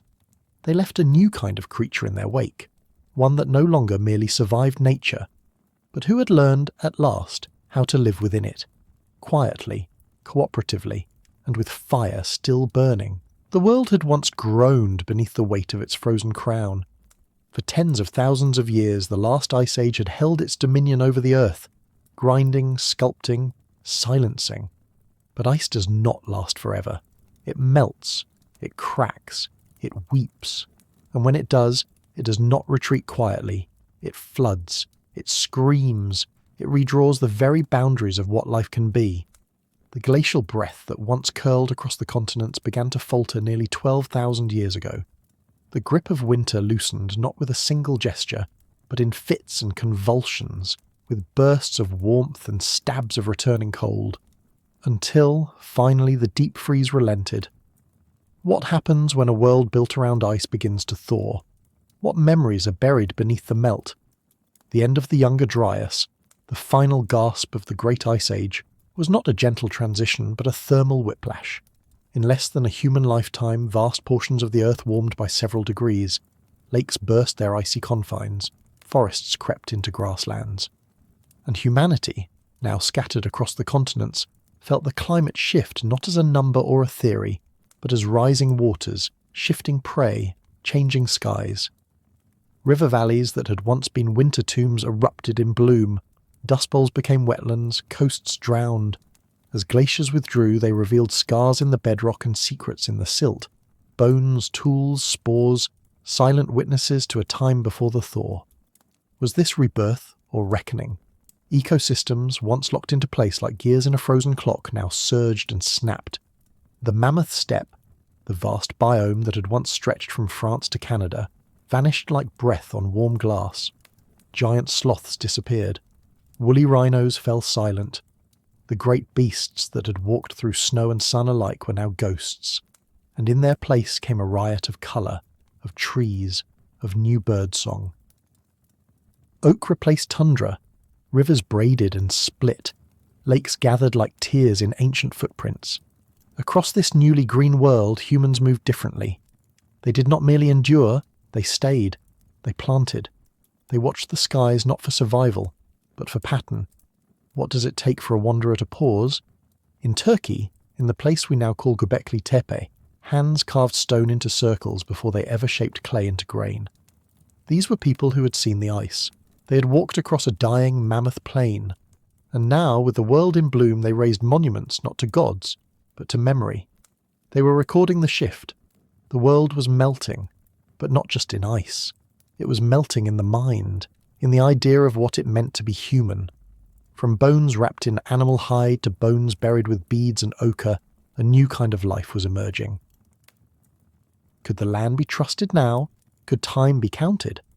And as the meltwater thundered down valleys and swallowed the bridges of the old world, it also laid the soil for something fragile, tentative, and utterly new. The ice had ruled through stillness, a world of boundaries, of limits, of narrow paths between survival and extinction. But the melt was movement. It was chaos made fertile. Floods poured through canyons that had not known water in 100,000 years. The glaciers, heavy and ancient, collapsed into torrents that carried whole forests and mountains downstream. And yet, in that destruction, new life took root. It was as though the earth was rearranging its lungs, learning to breathe again. For humanity, this sudden abundance was both a gift and a challenge. The prey that once roamed the tundra disappeared with the cold, forcing adaptation. The megafauna, mammoths, mastodons, aurochs, were vanishing. But new ecosystems opened in their wake.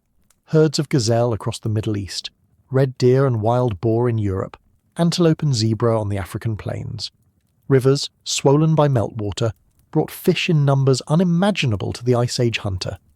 The old way of life, nomadic, migratory, constantly chasing, began to seem less inevitable. For the first time in hundreds of millennia, the land invited humanity to stay. And as they stayed, something profound began to change. The hunter became a planner. The wanderer became a witness. The fires that once flickered in caves now burned near riverbanks, in open air, where stories stretched beyond generations. Climate had always shaped humanity, but now stability began to shape civilization. The younger Dryas had been an ending written in frost, a final convulsion before the long calm. As the world warmed rapidly afterward, rainfall patterns stabilized, temperatures leveled, forests reclaimed continents, and with this stability came the first experiment with time. To plant a seed is to believe in tomorrow. Agriculture, still a whisper of an idea, could only emerge in a world where the seasons could be trusted. But the transformation was not just ecological, it was psychological. Humanity had lived so long at the mercy of the unpredictable, the cold snap, the drought, the disappearance of prey, that permanence itself must have felt almost supernatural. What does it mean to believe that tomorrow will resemble today? That a place can hold you, season after season? That you can build not just shelter, but home? In this new age of melt, such faith was dangerous and revolutionary. The same floods that nourished valleys also erased them. The same warmth that brought life also unleashed violence. Across the globe, coastlines redrew themselves.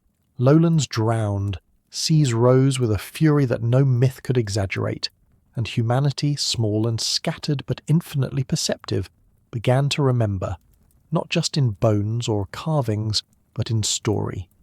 It is here, in this rising tide of memory, that the first great flood myths begin to stir. They are not inventions, not fables spun from idle imagination. They are recollections, inherited warnings from ancestors who watched the sea devour the earth. Long before pen or scripture, these stories flowed like the waters they described, reshaping coastlines of thought, passing through tongues and centuries, morphing yet enduring. Every culture that lived through the end of the Ice Age carries a version of this memory. In Mesopotamia, there is Utnapishtim of the Epic of Gilgamesh, the one who survived when the gods sent a flood to wash away humanity's arrogance. In ancient Hebrew tradition, Noah builds his ark, carrying life across a deluge that lasted 40 days. In India's oldest texts, Manu is warned by a fish of the waters that will come, and he ties his boat to the fish's horn, riding the flood to safety. In Greece, Deucalion and Pyrrha cast stones over their shoulders to repopulate the earth after the gods' cleansing flood. And in countless indigenous traditions, from the Hopi of North America to the Yolngu of Australia, there are tales of rising seas and lost lands beneath the waves. These are not coincidences. They are the cultural echoes of a shared geological trauma, the collective remembering of a planet in flux. As the glaciers melted and the oceans rose, vast regions of habitable land vanished. The North Sea swallowed Doggerland, once a green plain connecting Britain to Europe. In the Persian Gulf, fertile valleys were drowned beneath what would become desert coastline. In Southeast Asia, the Sundaland Shelf, once a vast tropical paradise connecting the islands, sank beneath the tide. Each flood reshaped human geography, language, and myth alike. Imagine the terror and awe of that time. Families watching entire horizons vanish beneath water, hearing the sea creep inward day after day, reclaiming everything familiar. Villages that had existed for generations, gone within weeks. Valleys that once fed herds, transformed into bays. The sound of the world itself changing, unstoppable, elemental. What language could possibly contain that experience? Only story could. So humanity began to encode geology into morality. The flood became a lesson, not just of destruction, but of rebirth. The water was not only death, but cleansing, a washing away of the old to make way for the new. Beneath the myth was a scientific truth hidden in metaphor. Every civilization is built on the remains of the last one drowned. And as the story spread, so did the sense that humans were no longer simply passengers in nature's current. They were witnesses to its power, interpreters of its meaning. This was the first global narrative, not of conquest, but of endurance. When the waters finally settled and new coastlines found their edge, humanity stepped forward onto a changed earth, a place warmer, wetter, and full of possibility. It was the beginning of everything that would follow. For more than 2 million years, humanity had survived, adapting, migrating, enduring. But with the end of the last ice age, something deeper began to stir. Not just a change in climate, but a change in relationship between human and land, between season and plan, between memory and future. The melting world didn't only offer new ground, it offered time. Stable climate is not a small thing. It is the quiet stage on which all civilization is rehearsed. The temperature does not leap wildly. The rains, though capricious, come often enough to trust. Winters are harsh but survivable. And in that relative predictability, the human mind, always restless, always seeking patterns, began to shape not just tools but futures. It is in this narrow window of warmth, beginning around 11,700 years ago, the Holocene, that the first seeds are planted not only into soil, but into the human imagination. We see the earliest settled communities in the Levant, at sites like Jericho and Abu Huraira. We find grinding stones worn smooth by centuries of wheat and barley. We uncover art etched into walls and bones, not as decoration, but as continuity, signs to carry meaning across generations. This was not an overnight revolution. Agriculture emerged gradually, unevenly, and often reluctantly. For many communities, hunting and foraging remained safer, more familiar. But here and there, in river valleys and foothills, people began to stay. They began to shape the land, not simply walk across it. They built granaries to store surplus, not for days or weeks, but for seasons. They domesticated animals, selecting traits generation by generation. They cleared trees and diverted streams, and in doing so they anchored themselves to place. For the first time, humans were not defined by movement, but by belonging. The hearth became a centre, not a waypoint. The world, once vast and ever-shifting, began to be named. Fields were counted, harvest recorded, ancestors buried under houses watching over the living. But to plant a field is to risk failure. Crops can die, rains can fail, drought can linger. So with permanence came anxiety, and with anxiety ritual. The spiritual life of early agricultural societies was tied intimately to the rhythms of the land. Gods of sun and storm, of grain and growth, emerged to explain the fragile balance. This was not superstition. It was philosophy born of uncertainty, a language for awe, a plea for continuity. And as settlements grew, so did complexity. Tasks divided, roles emerged, elders remembered planting cycles, artisans shaped tools, leaders negotiated conflict, and slowly, across river valleys in Mesopotamia, in the Nile floodplains, and along the Indus, something astonishing began to form: social memory, pooled and inherited. No longer did each generation need to begin from nothing. The world was melting, but from that melt, humanity was beginning to solidify into something new, something that would reshape the planet as profoundly as the glaciers once had. For as the Earth stabilized, so too did the ambitions of the species that had, for so long, survived by movement alone. Now, we began to reshape the world not in response to nature, but in parallel to it.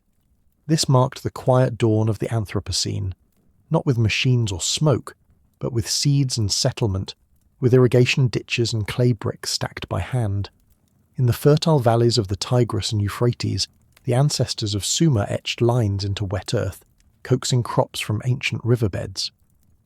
In the highlands of New Guinea, yams and taro took root in gardens carved into hillsides. Along the Yellow River, millet grew beneath the watchful eyes of those who would become the architects of dynasties. In the basin of the Nile, the annual floods brought predictable life to soil just as the stars overhead began to tell time. This was a new kind of knowledge, not simply the knowing of where to find game or track herds, but a knowledge of systems, of cycles, of cause and effect, of storage and surplus. Memory, once carried in stories and scars, now lived in the land itself, and with time came specialization. Potters, weavers, priests, scribes. The human story fractured into thousands of expressions, each rooted in place yet connected by a shared shift, from survival to mastery. But mastery brought new risks. With surplus came inequality. With ownership came conflict. With growth came fragility, of crops, of structures, of the societies themselves. Drought could now collapse an entire culture, as it may have done to early settlements in the Levant and the Indus. Disease spread where people clustered. Trade routes brought not just goods, but unfamiliar microbes. Yet still we endured. The Great Melt had not just ended an epoch, it had ended a world. And in its wake, another was born. One shaped not solely by the ice or the sea or the sun, but by us.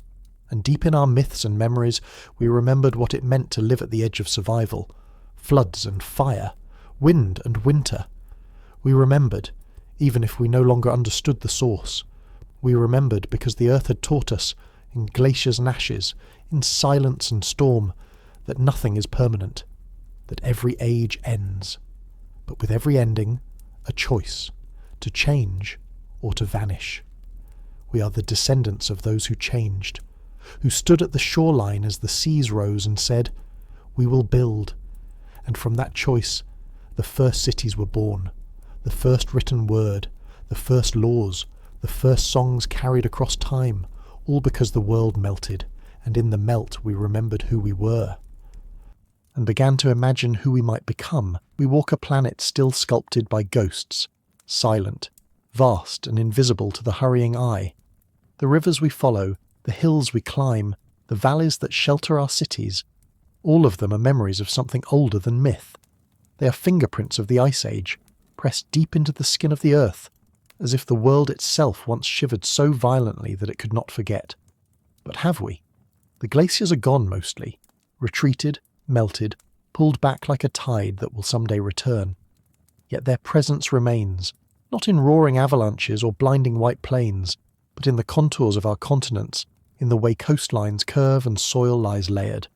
The lakes of North America, the Great Lakes, are not ancient seas, but scars, giant depressions carved by walls of ice, then filled by their tears. The fjords of Scandinavia and New Zealand, the loess plains of China, the drumlins and moraines that ripple across the Irish countryside, none of these are accidental. They are the aftershocks of glacial breath, landscapes born from pressure and silence. What must it mean to live upon such bones? Even our oceans, seemingly eternal and unchanging, were remade in the furnace of glacial rhythm. When ice locked the water into frozen vaults, sea levels dropped by hundreds of feet, drawing coastlines far beyond today's gentle edges. Lands once dry now sleep beneath the waves. Doggerland in the North Sea, Beringia between Asia and the Americas, the Sunda Shelf linking islands that now seem oceans apart. These were once savannas and forests, homes to hunters and wanderers. The ice did not merely shape terrain, it dictated the map of survival. What invisible lines did our ancestors cross, never knowing they would someday vanish beneath salt water? And we too bear its memory in motion. The migratory routes of ancient humans followed the retreating glaciers like a shadow dances behind a flame. As the ice advanced, they fled. As it withdrew, they followed. Every footstep was a response. Every journey, a negotiation with cold and scarcity. Over tens of thousands of years, entire populations rose and disappeared, not because of war or invention, but because the weather turned. The pulse of our species, our wanderlust and endurance, was born not in comfort but in retreat, in adaptation to the ebb and flow of something vast and inhuman. But the memory runs deeper still. It runs in our blood. Populations that settled beneath harsh wintry skies evolved bodies to resist frost and famine, wider noses to warm the air, compact limbs to conserve heat.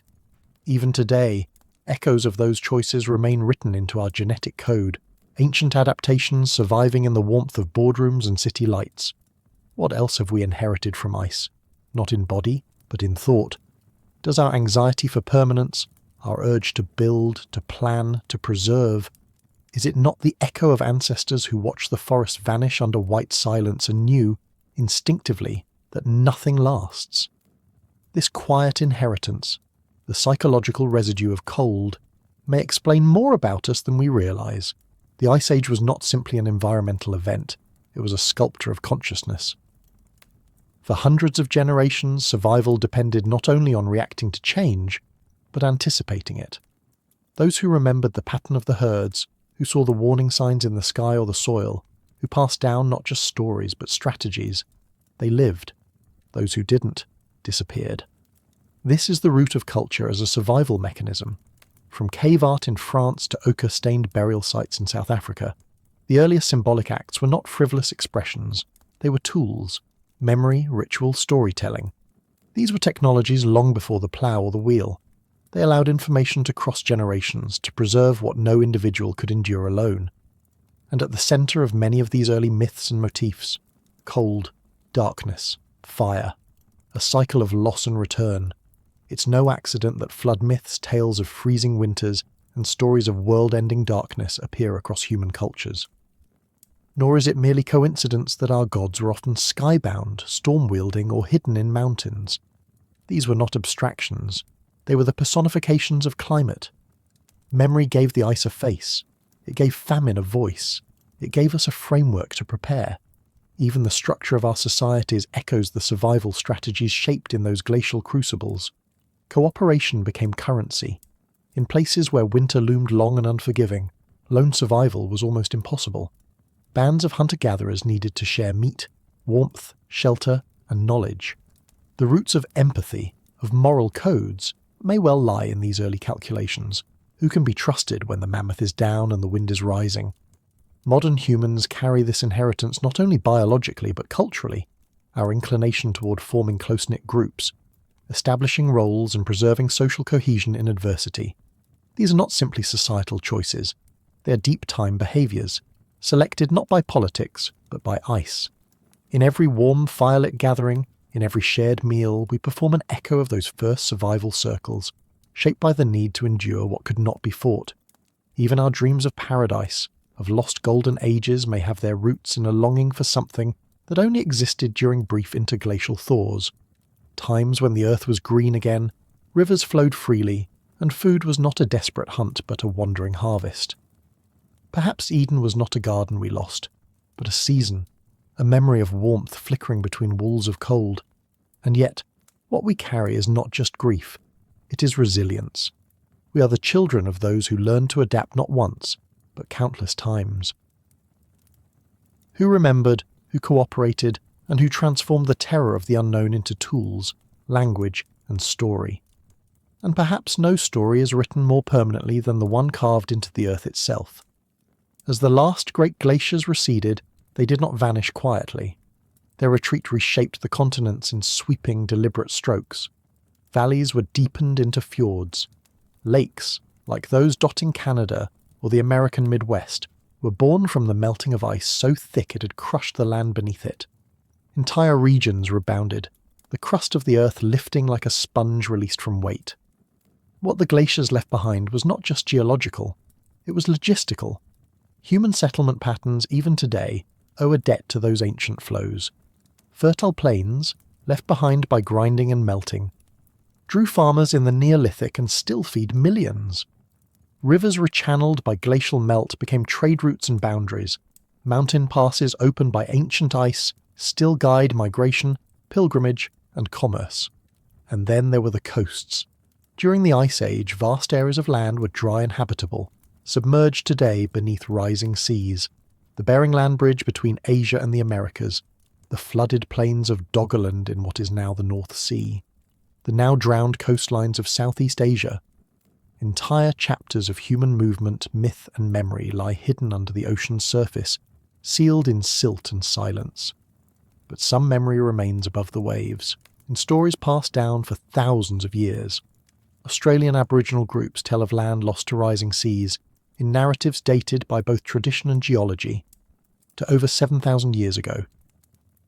In the Pacific Islands, chants describe the shifting shorelines with a detail that suggests observation, not imagination. These are not simply metaphors, they are records, oral atlases of a world in flux. This is perhaps the most overlooked legacy of the Ice Age, not the scars it left on landscapes, but the ones it etched into our ways of knowing. We became a species that not only observes the world but remembers it, and warns.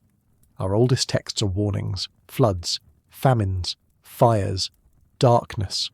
Over and over, the stories speak not just of fear, but of the need to heed the signs, a cold wind, a red sky, a silence where birds once sang.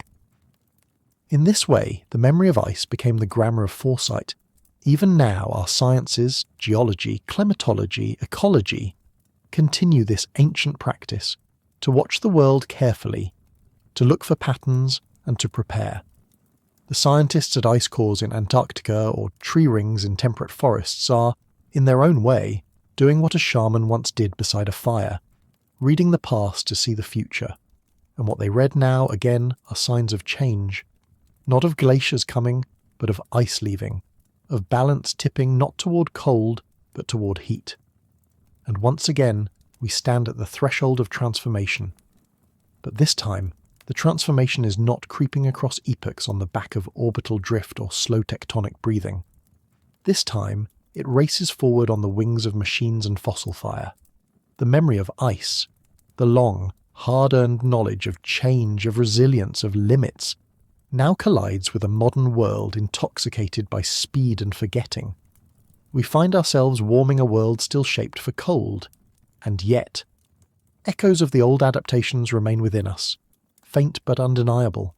The thickness of our skin, the range of body types across latitudes, the capacity to sweat or to shiver.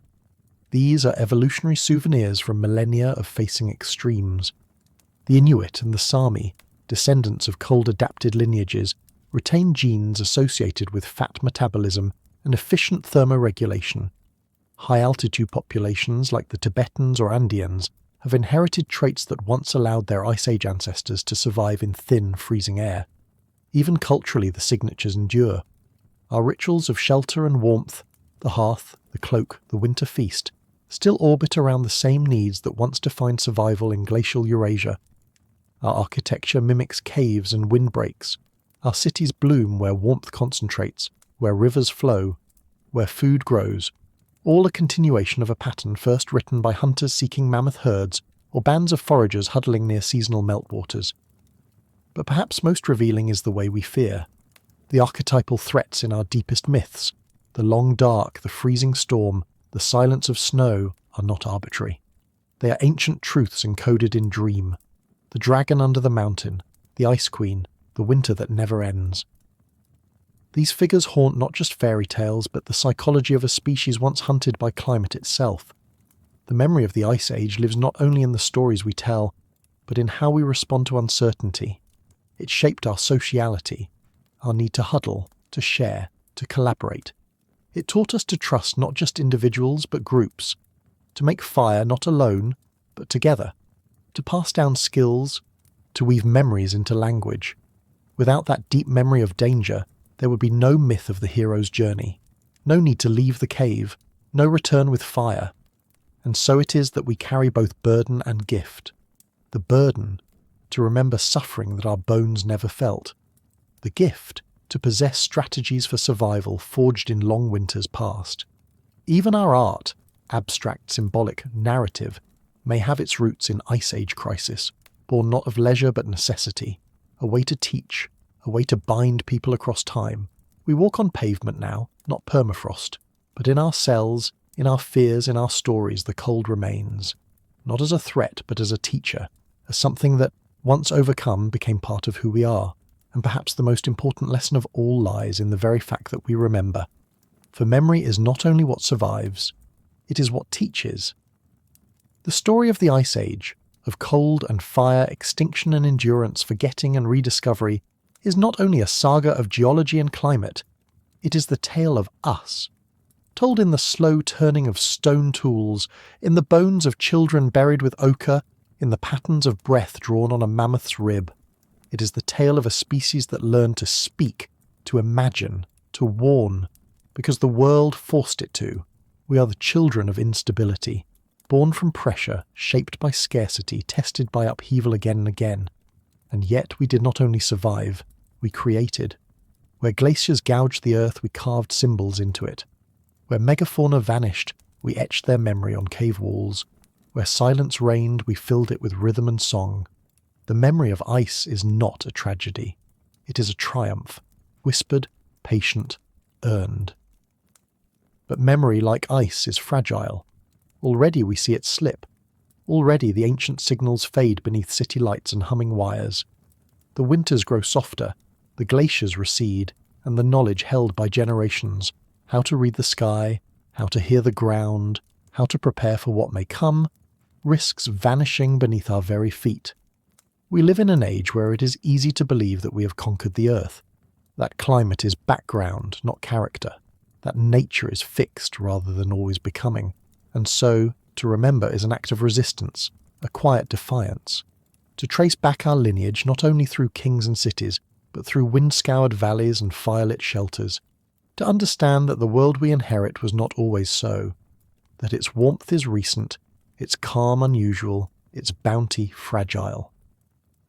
That we were made in the crucible of ice, and that its lessons are not optional, but essential. There is no returning to the past. The glaciers will not come again as they once did, or at least we must hope they do not. But their imprint is permanent, in the roots of rivers, in the shape of mountains, in the silence beneath Arctic stars, and within us, in the way we bond, build, believe. The Ice Age is over, but the story it wrote in us endures. We emerge from the frost not simply as survivors, but as storytellers, as toolmakers, as memory carriers, and as we step forward into a future of our own making, a warming world, a crowded one, we carry not just the fire that lit our first shelters, but the wisdom etched into ice. May we never forget that the most human thing we ever did was endure, and that the quietest forces, snow, time and memory, has shaped us more than we ever knew. Thank you, fellow Sapien, for walking this long road through the ice, for listening, wondering, and remembering. If this story helped you feel a new warmth, or gave you a moment of stillness, or perhaps sparked an old question in a new light, then thank you for your presence here. It means more than you know. I wonder what part of this story will remain with you. A shape carved by wind, a fire that didn't go out, a silence that spoke, whether it was the image of mammoth herds beneath burning skies, the quiet breath of a child born in a cave, or the long retreat of glaciers over forgotten cities, these fragments are what connect us, each a strand in the thread we pass to one another. If a particular moment stayed with you, I hope you'll share it in the comments, not as noise but as a quiet offering. These reflections are what build our small, thoughtful community, and if you'd like to keep puzzling through deep time with us, consider subscribing. We have many more stories to uncover, some darker, some stranger, all part of us. Until we meet again, stay curious, stay thoughtful.